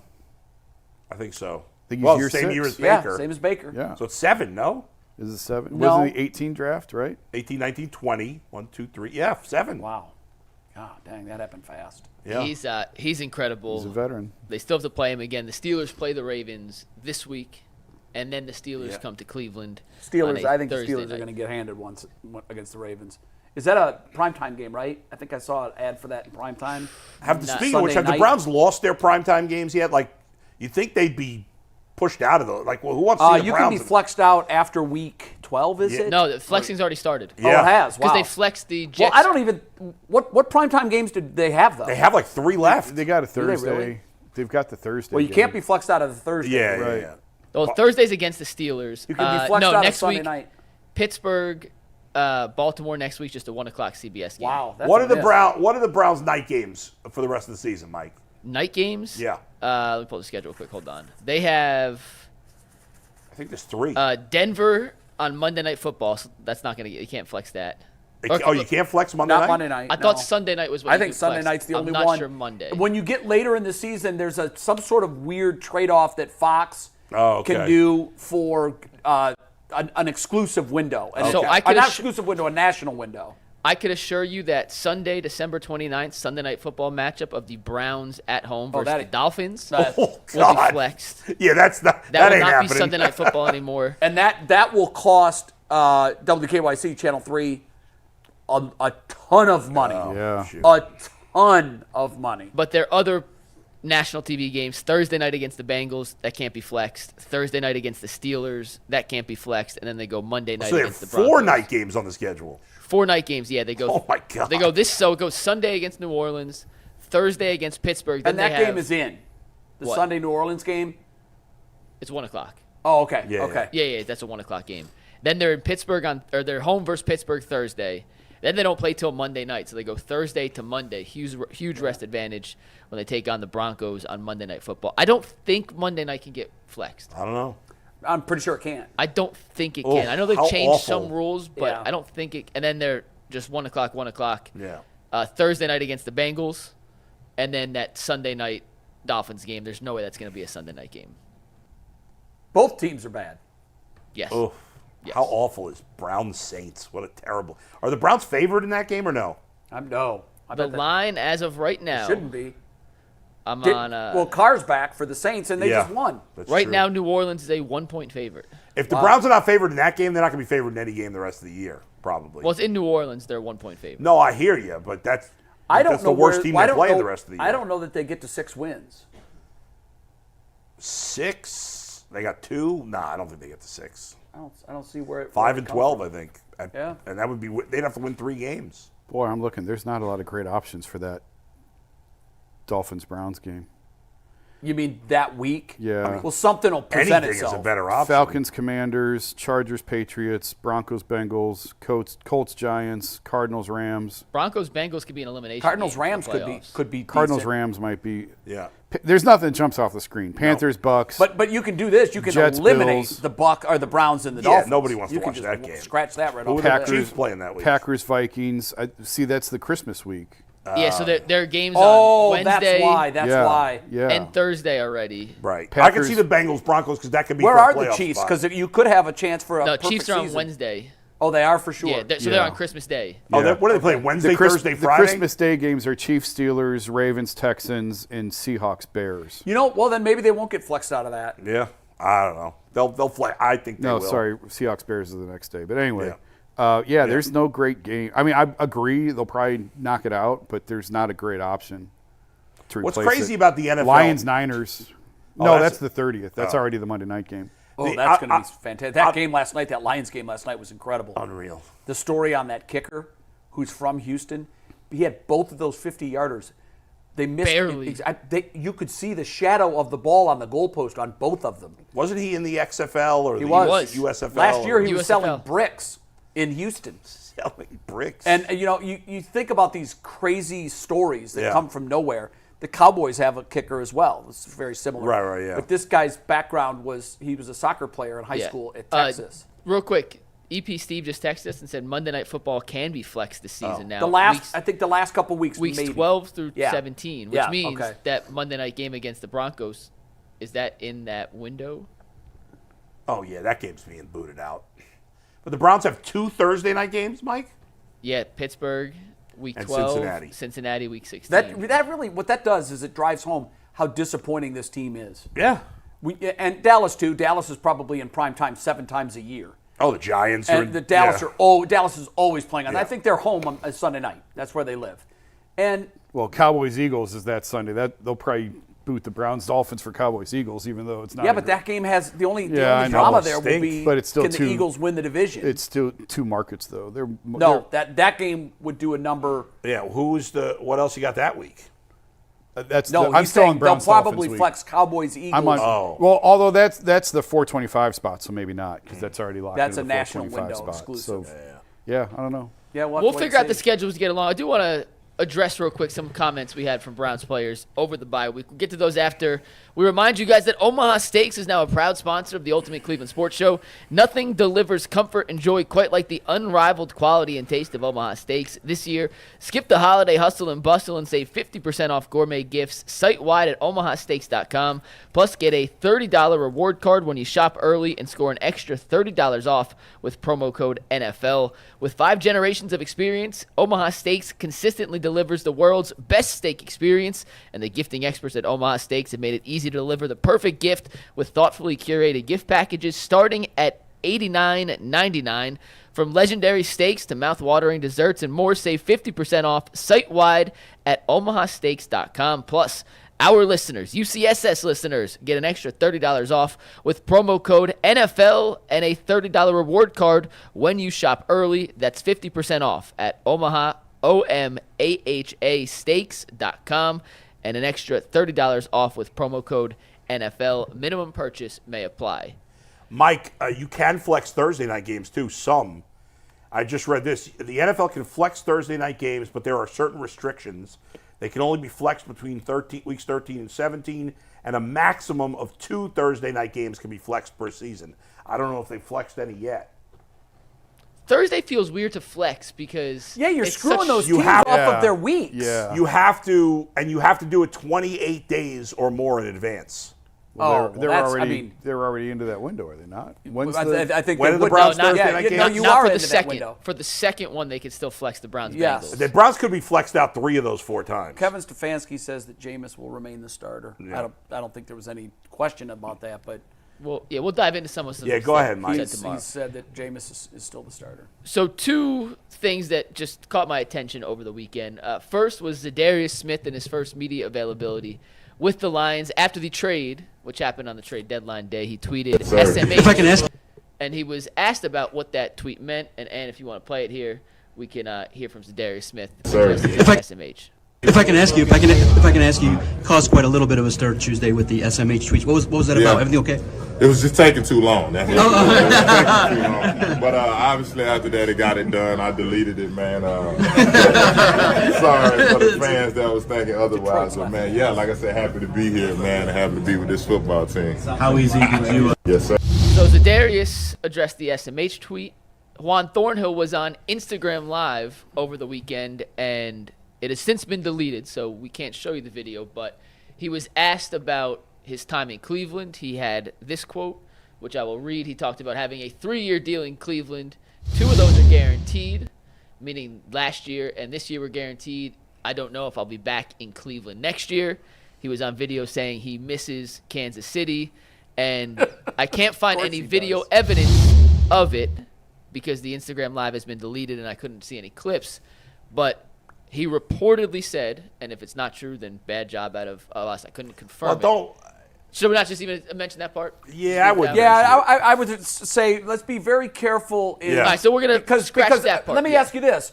Who was the source reporting it? Well, there's a bunch of people talking about it. No, not a bunch of people. Yeah, right. Give me a reputable it was Twitter sphere. I wouldn't mention it. Nope, that's the bathroom wall of America. All right, we're scratching the bottom line to me, though. The other 2 we can't confirm. We got to be right. Yeah. The other 2 we we don't can't know confirm. for sure. Said. Okay, the other things we can talk about, but Right. the other stuff, totally we're fair. repeating rumors that are flying in the wind but haven't been confirmed. You know, Juan Thornhill was all annoyed. I think he specifically pointed out me, which is whatever. I don't care. When he first came here, because he was talking about Super Bowl and all this, and I'm like, hey, let's slow down. You know, guys come here and they want my goal. I came here to win. No, you came here for the money. Sure. Kansas City didn't want to pay you, and they haven't missed you at all because all they've done is won a Super Bowl both years without you. And you know, Juan Thornhill. Oh, people are too negative. Blah blah blah. Well, now even with the comments he made, he's being negative about his own team. I don't play for the Browns. He does. So it was probably the case of a guy who came here and didn't know what he was getting into. Yeah. And found out right away when he looked around and played here for a couple of years, holy shit, where am I? This is not Toto. You know how Toto says that you're not in Kansas anymore? Yeah. Well, Juan, you're not in Kansas City anymore. You're in Cleveland. But the Browns last year they had a good season. And that's he hasn't played well. They did, but I don't know. I just like, who is he to be complaining about the franchise? Winning covers all of it. If they were winning, nobody right. would be talking about it. When you lose, all this stuff comes back. It's really that simple. Especially when you left a place like Kansas City, right. Sure. where winning was in the water. Yeah. It just, you woke up and you won. And then he came here, and it just seems like one thing after another. It's like everything they touch turns to crap. And now he's living it firsthand, and I don't blame him for making those comments. And he's probably right. He's not going to be here his 3rd year. He'll be gone. Mike showed us the video of the Kansas City. Like when he says he misses Kansas City, I just want to be clear. Someone had said, we miss you in Kansas City. He said, yeah, I miss you too. Like, it's a normal thing that players say. Sure, that's fine. It's just like, I just don't want that to be it needs context. So the bottom line, though, is there are players who come to the Browns. It's like every player here stinks. They have some good players. He's not one of them. No, but Za'Darius Smith is a guy, like, what jumped out at me at that clip was Detroit's laughing at us now. Detroit. Yeah. Well, Detroit's a good franchise now. Sure. And that means you can turn it around. After 50 years, they finally figured it out and found the magic key. Hey. But we haven't. And he's sitting there going, why did you tweet SMH? Because it took so long. Yeah. You're funny, Za'Darius. Cleveland sucked that bad. You couldn't wait to get out. In a couple of hours. And we're the laughing stock of the league. Again. And here we go. It wasn't that long ago where we were in that same spot. Yeah. Right. And every time we think we've figured something out, we're wrong. We didn't. Yeah. And by the way, Detroit, interestingly, what's her name? The owner now. Ford. Right? Ford fan. Yeah, but I can't think of What's her first name? Catherine? But I can't think of what it is. But when they first hired, It's Sheila Sheila. Ford. yeah, when they first hired, I can't think of the coach's name. Dan now. Campbell. Dan Yeah. Campbell. When they first hired Dan Campbell, remember they got off to a terrible start with him. They were awful. People, didn't he lose like his first 11 or something? Yeah, at least. Started with a terrible. And through the middle of his second season, and people were like, he should be fired. This guy's, all his antics looked bad when they were losing. Now it's like, oh, he's awesome. But I remember her saying, like having a press conference saying, I believe in this, and she was patient with the process and whatever. And it's paid off. Now they're one of the top franchises in the league. You bring up Dan Campbell, and coaching is what you do in the week. But to me, it's what you do after halftime. That's where coaches earn their money. If you have 6 days to look at film and install a game plan, anybody can do that. What happens when you're hit in the mouth? Because that's the cliche. Everyone has a plan until they get hit in the mouth. Detroit got hit squarely in the mouth in the first half last night.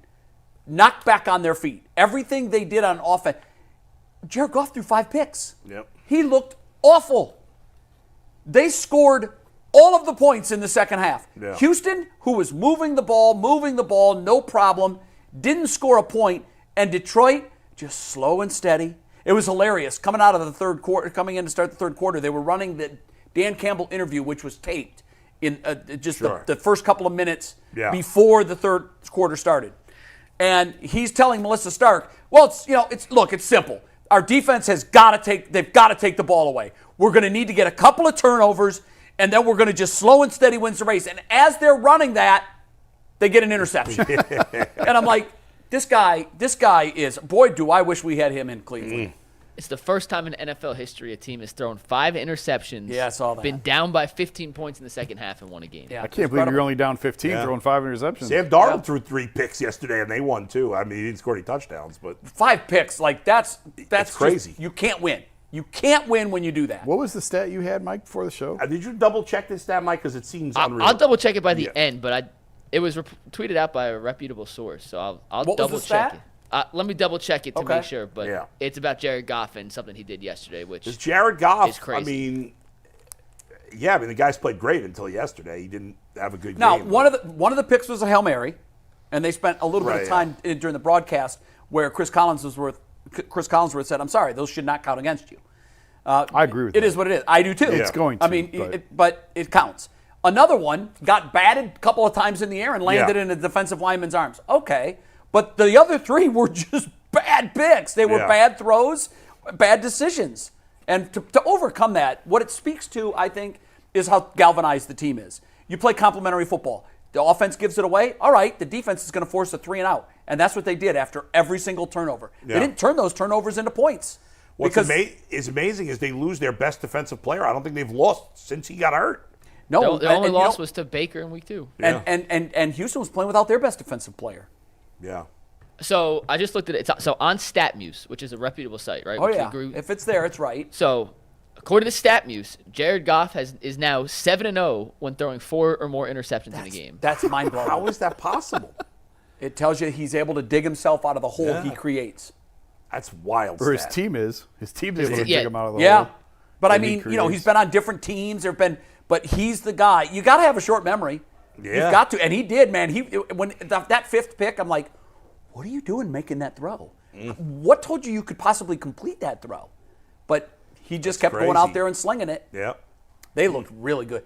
I don't know if we had to pick a defense. You got your Bengals, and you're dead inside. So I'm probably asking the wrong 2 people. It's a 1 of 1 for you, Jay. I'm rooting for the Lions. For me, I decided because I also like C.J. Stroud, and I was literally watching that game and I said, I think this game is going to decide where my loyalty goes the rest of the year. Yeah. And I want C.J. Stroud because of the Buckeye connection, and he's just such a lovable guy. Yeah. I just love this guy. But the more the game is going on, and the more I watch how Dan Campbell coaches and how that team plays, I switched. And by the end of the game, I'm like, I'm going to stick my tent flag, my tent pole in Detroit for a while and root for them now. If not the Bengals, I would definitely root for either Detroit or Houston. I like both of those. Like, I don't want the Chiefs to win a Super Bowl again. No, I'm done with boring. Them. I don't want the Niners. I hate the Niners. Even though I don't hate I like the Bills, too. I like Buffalo. They've been through a lot. It's funny you brought that up. True. I was thinking this morning, so the 3 teams that are in the closest proximity to Cleveland are 1 loss and 2 loss teams. Buffalo, Pittsburgh and Detroit. Yeah. They're all closer than Cincinnati. Yeah. Yeah, Cincinnati's like 5. It's just a little But further. they're all within 3 hours of us, and all of them are Detroit has 1 loss, Pittsburgh and Buffalo have 2 losses. Yep. It's crazy. One last topic to get to, and I needed you 3 here to discuss it. We'll get to it after a word from 5 Hour Energy. Our friends at 5 Hour Energy know that being a passionate football fan isn't just a hobby, it's a way of life. It takes a lot of energy to power through all-day tailgates, touchdown celebrations, or an agonizing second overtime, which is why they've created the Stand the Fan 5 Hour Energy Shot with a special flavor called Fan Fuel, the energy shot made just for super fans like you. The fans who are first in the parking lot, the last to leave. We see you guys, and 5 Hour Energy knows that no matter what team you root for, being a fan requires heart, soul, and a whole lot of energy. So whether you're prepping for a big tailgate or ironing out your jersey, your game day to-do list is always a mile long. That's why the limited edition Stand the Fan 5 Hour Energy Shot is here to help keep you fueled throughout the season. What's your fan fuel this week? Whatever it is, do it with a 5 Hour Energy, available on 5hourenergy.com. Shipped nationwide.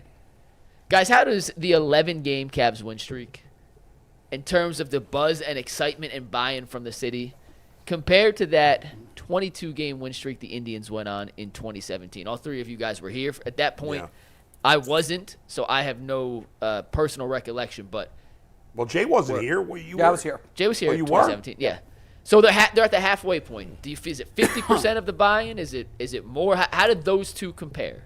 I think, in my memory, Yeah. the Indians' win streak was way more engulfed the city.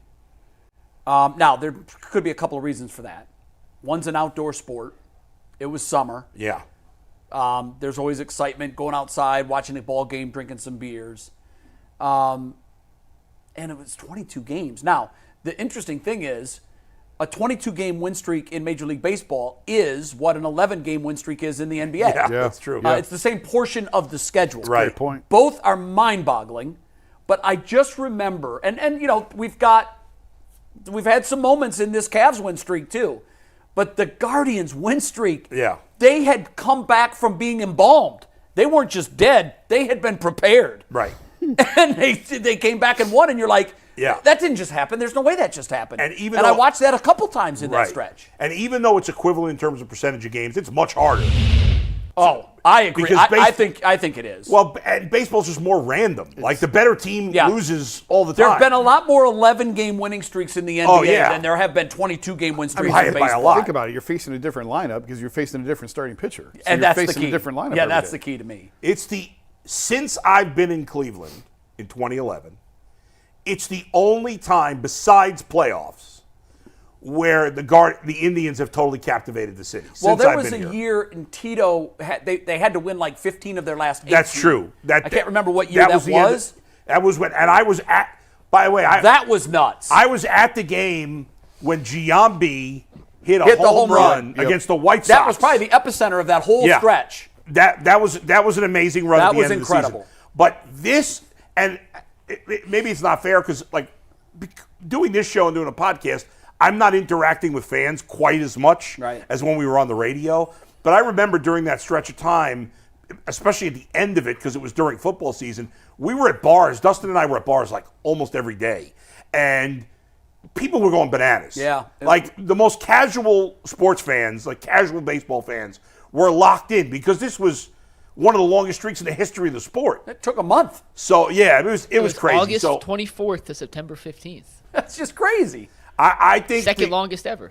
If the Cavs can get to next Tuesday against Boston with a 15-0 start, I wish that game was here. Things will be. If that game was here, God, it would have been nuts downtown. That would have been absolutely bananas. Right. Yeah. But I'm with you guys. Although Jason hasn't really commented, I don't think yet. No, I'd say the Indians. I'm with you on that, and because it's something that hasn't been mentioned yet. You're coming off a Game 7 World Series appearance Yeah, in you're 2016. right. You're right. So you're already thinking you got a chance to win a championship. You should have won a championship. They signed Encarnacion. Right. And he was good. Yeah. And you're taking this to mid-September, and again, Yeah. you want to be playing your best baseball, Right. your best basketball, whatever, at the end of the season. Right. That's the this difference. team looked like they were doing that. Right. Where this is the first 11 games of the season, and you got a long way to go to April, May, Right. and June. So I would say I'm Look with at you the guys. 7 shutouts. Yeah. I'm with you that was more impressive and like captivated the city, however you want to put it, just because of what you were coming off. You know, the Cavs are coming off an Eastern Conference semifinal, and this is the start of the year. That team was coming off a Game 7 World Series when you felt like you probably should have won a championship, and now you were just a couple of weeks away from another postseason run. And a lot of people, too, to your point, they said, well, we didn't get it last year, but we're going to get it this year. Right. I mean, the thought in the city was, because of where it came in the season, this team's playing their best baseball at the exact right time. And then the injuries came. Right, and it felt like in the middle of that, like towards the end of that streak in mid-September, it's like, okay, this team is way better than last year's team. It was. They were. Right. They So absolutely Zach were. and I have talked about that. Yeah. That 17 team was the most talented team they had. It was better than the 16 team. Right. They were ready. And they ran into the Yankees at the wrong time. They did. And they had some injuries that, you know, if you don't have those injuries, maybe even the Yankee series is different and everything else changes too. So they're at 11, which is obviously the halfway point of 22. Does it feel halfway? I think so. Like, because I'm getting to something bigger here. Do you think it's at 50%? Because if you think that, then bear with me on this next thing. So let's say they sweep this week. We talked about it earlier, right? They got Boston 5 games out, so they'd be 15-0 heading into that Boston game. If they beat Boston in Boston, this is the next stretch of games after Boston. Yeah, I'm glad you did this because I wanted to look. And home versus New Orleans, who they beat on the road already, and Zion's now out, who won't be back in time for that. So you could see 17-0. Home versus Toronto, who's tanking. 18-0. Home versus Atlanta. Not very good. Away versus Atlanta. Still 20. And then to get to 20-0, home versus Boston on December 1st. So, okay, now that would be an absolute, a lot has to happen, though. Between now and that home Boston game, they're going to be favored in every game except for at Boston. You're right. They'll probably be a small underdog in the at Boston game. That's it. Every other game, most of those games are going to be significant favorites. If they get to Boston and beat Boston at Boston, it'll get to eclipse the Guardians. I agree. Yes. It hits I agree. what you mentioned earlier about Golden State status. If they beat Boston in Boston to get to 16, we are now on official record watch status. Right. Yeah, absolutely. Now you're talking Golden State 24-0. Yeah. And then, okay, so let's go a little further. To get to 20-0, they have to beat the Celtics at home. Then they got Washington for 21 potentially. Okay. Home versus Denver. Reigning MVP Jokic, who always plays well. That'd be But 22. they're a mess and already talking about breaking that thing up. Yeah. Really? Yeah. Yeah, they have some serious depth issues. But that's potentially 22. So Denver. After that, at Charlotte, 23. The record's 24, right? Yeah. Jason, you ready for this? Golden State. No, that would have been the only thing better. At the Lakers. 23 at Miami. 24 to tie the record. Home, national TV against the Milwaukee Bucks. Whoa, and Giannis. with Jimmy in the stands. And Wow. let's say they tie at 24 to get to 25. Home, national TV against Embiid and the 76ers. Wow. What are the odds Embiid's actually going to play? Yeah, I know. By that point, will he even be there? Yeah, I don't want to get too far down the road. Well, there's a lot of Mike just got very far up the road. There's a lot of winnable games in there, though. They could be 37-0 playing Oklahoma City. And they could lose to the Bulls tonight. You never know. 81-0 going into their finale. Hey, when Portland comes to town, we could be looking at 64-0, guys. What will happen next? Who's game number 82? Let's just cut right to it. What will happen next? Indiana at home. Now, the game won't mean anything for the Cavs. They'll have locked up home field, home court. Guys, here's the most important question. What's going to happen next? The Browns win or the Cavs lose? That's a great question. That is a really good question. The Browns could win Sunday in New Orleans. It's a week away. Cavs Well, here, have 4 if this games matters, Yeah. Jason, if they both play. Oh, I lied. Never mind. Ignore that. Sorry. I thought they both played at 1 o'clock, and that means the Cavs would have won before. It's a 6 o'clock tip on Sunday. Oh. Yeah. Wow. Yeah, I'm not going that far down the road. I mean, look at it. 20 games in the NBA, that's 25% of your season. Yeah. That's without a loss. Traditionally, the 20 game mark is when that's the first time where you can step back and say, okay, who are we? You're at the quarter point. What are we? Yeah, I really want them to at least get to that Boston game undefeated. That would be really fun. cool. I might have to go. That's next Tuesday. Yeah. A week from tomorrow, correct? Yeah, you're going going to have to write something for Well, that. no, I'll have to go to it. If they get there, if they're undefeated, I'll have to go to it. Let's go. Let's get Jason to Boston, baby. Let's go. Last thing I want to do is start getting on planes again. Last thing I want to do. I feel that pain. Wow. Man, oh, man. It's fun. They have a couple. I'm looking at the full schedule right now, and they got a couple tough road trips, but Mike, don't let's take have- it one game at a time, will you? No. 50 games down the road. I'm just saying, like, big picture. So now they're 64-0. then I have that go to Portland game Memphis. circled. Tuesday, March 25th at Portland, 10 p.m. tip. Talk about a trap game. You got Utah the night before and San Antonio 2 days later. Woo! By the way, if the Cavs start 20-0, does Kenny Atkinson get named Coach of the Year already? Like a quarter way of the Well, season? you know, I mean, look, anything could happen. He's the betting But favorite he right is now. absolutely. He'd have to be. I mean, he's got to be an overwhelming favorite, no? It's too early to be. Yeah. Oklahoma City's OKC coach. Which Right. you know what? Yep. Here's something that's crazy that you talk We only about. have one super chat, so we got 3 more. Okay, minutes I'll before I just gotta make this resign. point very quickly. When is the baseball announced its manager of the year? Right At after the the- playoffs. I thought it happened Or at was the it winter during the meetings. playoffs? I thought it was during the winter meetings. I mean, I haven't heard who won. I mean, No, I it was hasn't out of it happened for a yet. week. Yeah, no. We could have Stefanski as the reigning coach of the year in the NFL, Stephen Vogt as the coach of the year in Major League Baseball, and Atkinson as the point. coach of the year in the NBA. Yeah. I don't know if that's ever happened. Yeah, I don't know. I don't know that Vogt's going to win. There's some really, Kansas City, Detroit, some other managers had really nice. But it's nice to know that at any given time this year we've got some nice coaches and managers here in the city. It's true. Now Well, we the need bloom some may be banners. off the rose a little bit on Stefanski at the moment. The bloom is off the rose a lot. Yeah, very much off the rose. I still think he's a good coach. Go ahead and fire him. See how fast he gets picked up somewhere else. Oh, I agree with you. I think in the right Talk culture. to Aditi tomorrow about what the Cardinals had to say about Kevin's offense. Really? Yeah. I'm not advocating to fire Kevin Stefanski. I'm just No, saying I'm not either. he's not doing a He's good not job having a this good year. No doubt he's not having a No, good it's year. a horrible year. I wouldn't fire him. But yeah, I'm with you, Jay. I think there's still something there, and I think you're going to find out when he goes to a building that has the proper culture. But isn't he partly to blame for that? A little bit, yeah. You gotta blame I it. think he is. You can't but- put it all on the owner. And No. I've killed the owner a million No, times. you're but right. But to me, it all goes back to the Deshaun Watson decision. Right, Who- but who even was with driving that, the bus? Jay, You last got to make year it he won work. I Coach get of it. the Year. I know, but they did know. it without Watson. Well, not completely. I mean, he played part of the season. A very small part of the season. They overhauled the offensive staff, and it blew up in their face. That Blew was- up in their face. That was a huge mistake. Yeah. We got one super chat to get to, and then I'll throw one last thing at us before we head over to overtime. But Skilly says, I went to the Brooklyn game. That was one of the best atmospheres that I've ever been to in my entire life at a basketball game. Wow. I haven't been to a postseason game, but I can only imagine what it feels like. And shout out to Skilly and Ray Smith, who both gifted 10 memberships today. So shout out to Wow. you two. And Skilly was at the game. The crowds have been crazy. I wasn't there on Saturday, but it has certainly been a hell of an atmosphere. It's a rock concert at Cavs games right now. That's something, man. Yeah. You got to love it. And to their credit, like we talked about this last week, it's full even when the team has been down.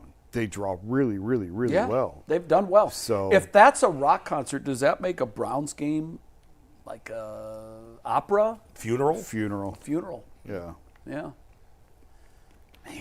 Awake. Yeah, it feels like that. All right, you got another super chat? No, we don't, but Steve wants me to promote an article real quick. Okay, what's the article? 5 NFL coaches on the hot seat. Does that includes Browns' Kevin Stefanski on SB Nation by Barry Shuck? Is his thesis that I didn't read it. He just sent me the email and said, please promote this. By the way, the manager of the year is announced the same night as Cavs Celtics. Oh, December Wow, 1st? next Tuesday? No, November 19th. Oh. That's great. Okay. Next Jason, Tuesday. what do you think has bigger trap game potential if the Cavs haven't lost yet? The back-to-back in Portland and Sacramento in March on the 19th and the 20th? Or do you think we're looking more at Chicago, Miami back-to-back in early March on the 4th, 5th? That's South Beach, more undefeated. Miami nightlife or the Cavs 56-0 But record if at Miami's that the point? second on a back-to-back, they're not going to get there in time. You don't think if they're 56-0 they're going out in Miami? But I'm saying, what time are they getting there? I don't think this is a go-out team. It's not. It's a very different team than the last championship type team. Oh, very. That very, was very, a go very out different. team. That was sometimes a go-out team. going out with no shirt. Yeah, that was a go out team. That was very much None a of these go-out guys team. really strike me as go out guys. No, I mean I'm sure they do. I haven't been on the road. I'm with sure them. they do sure too, but I think that But they're it's- more likely to read a good book. Yeah, it's a different environment around this team, no doubt about it. What was the first? I can't believe we're doing this, but what was the first one? The back-to-back of Phoenix, Sacramento, West Coast road trip. Those West Coast games are tough. I'll take Both that. 10 o'clock tips. Sacramento When scores is that? a ton. They get April? up- March? Late March. March 23rd. Hey, go watch an A's game there. Sacramento gets up and down the floor, gets a lot of shots up, scores a ton of points. Sacramento is the March trap game. Oh, my Lord. Was that the hypothetical for today? It was. It was. Way to slide that in. Would We you need trade a we need Slyman a sponsor sandwich? for this Jason hypothetical. Yeah. All right, we'll see you guys on overtime. Peace. All right, see you there. Happy birthday, Dorothy.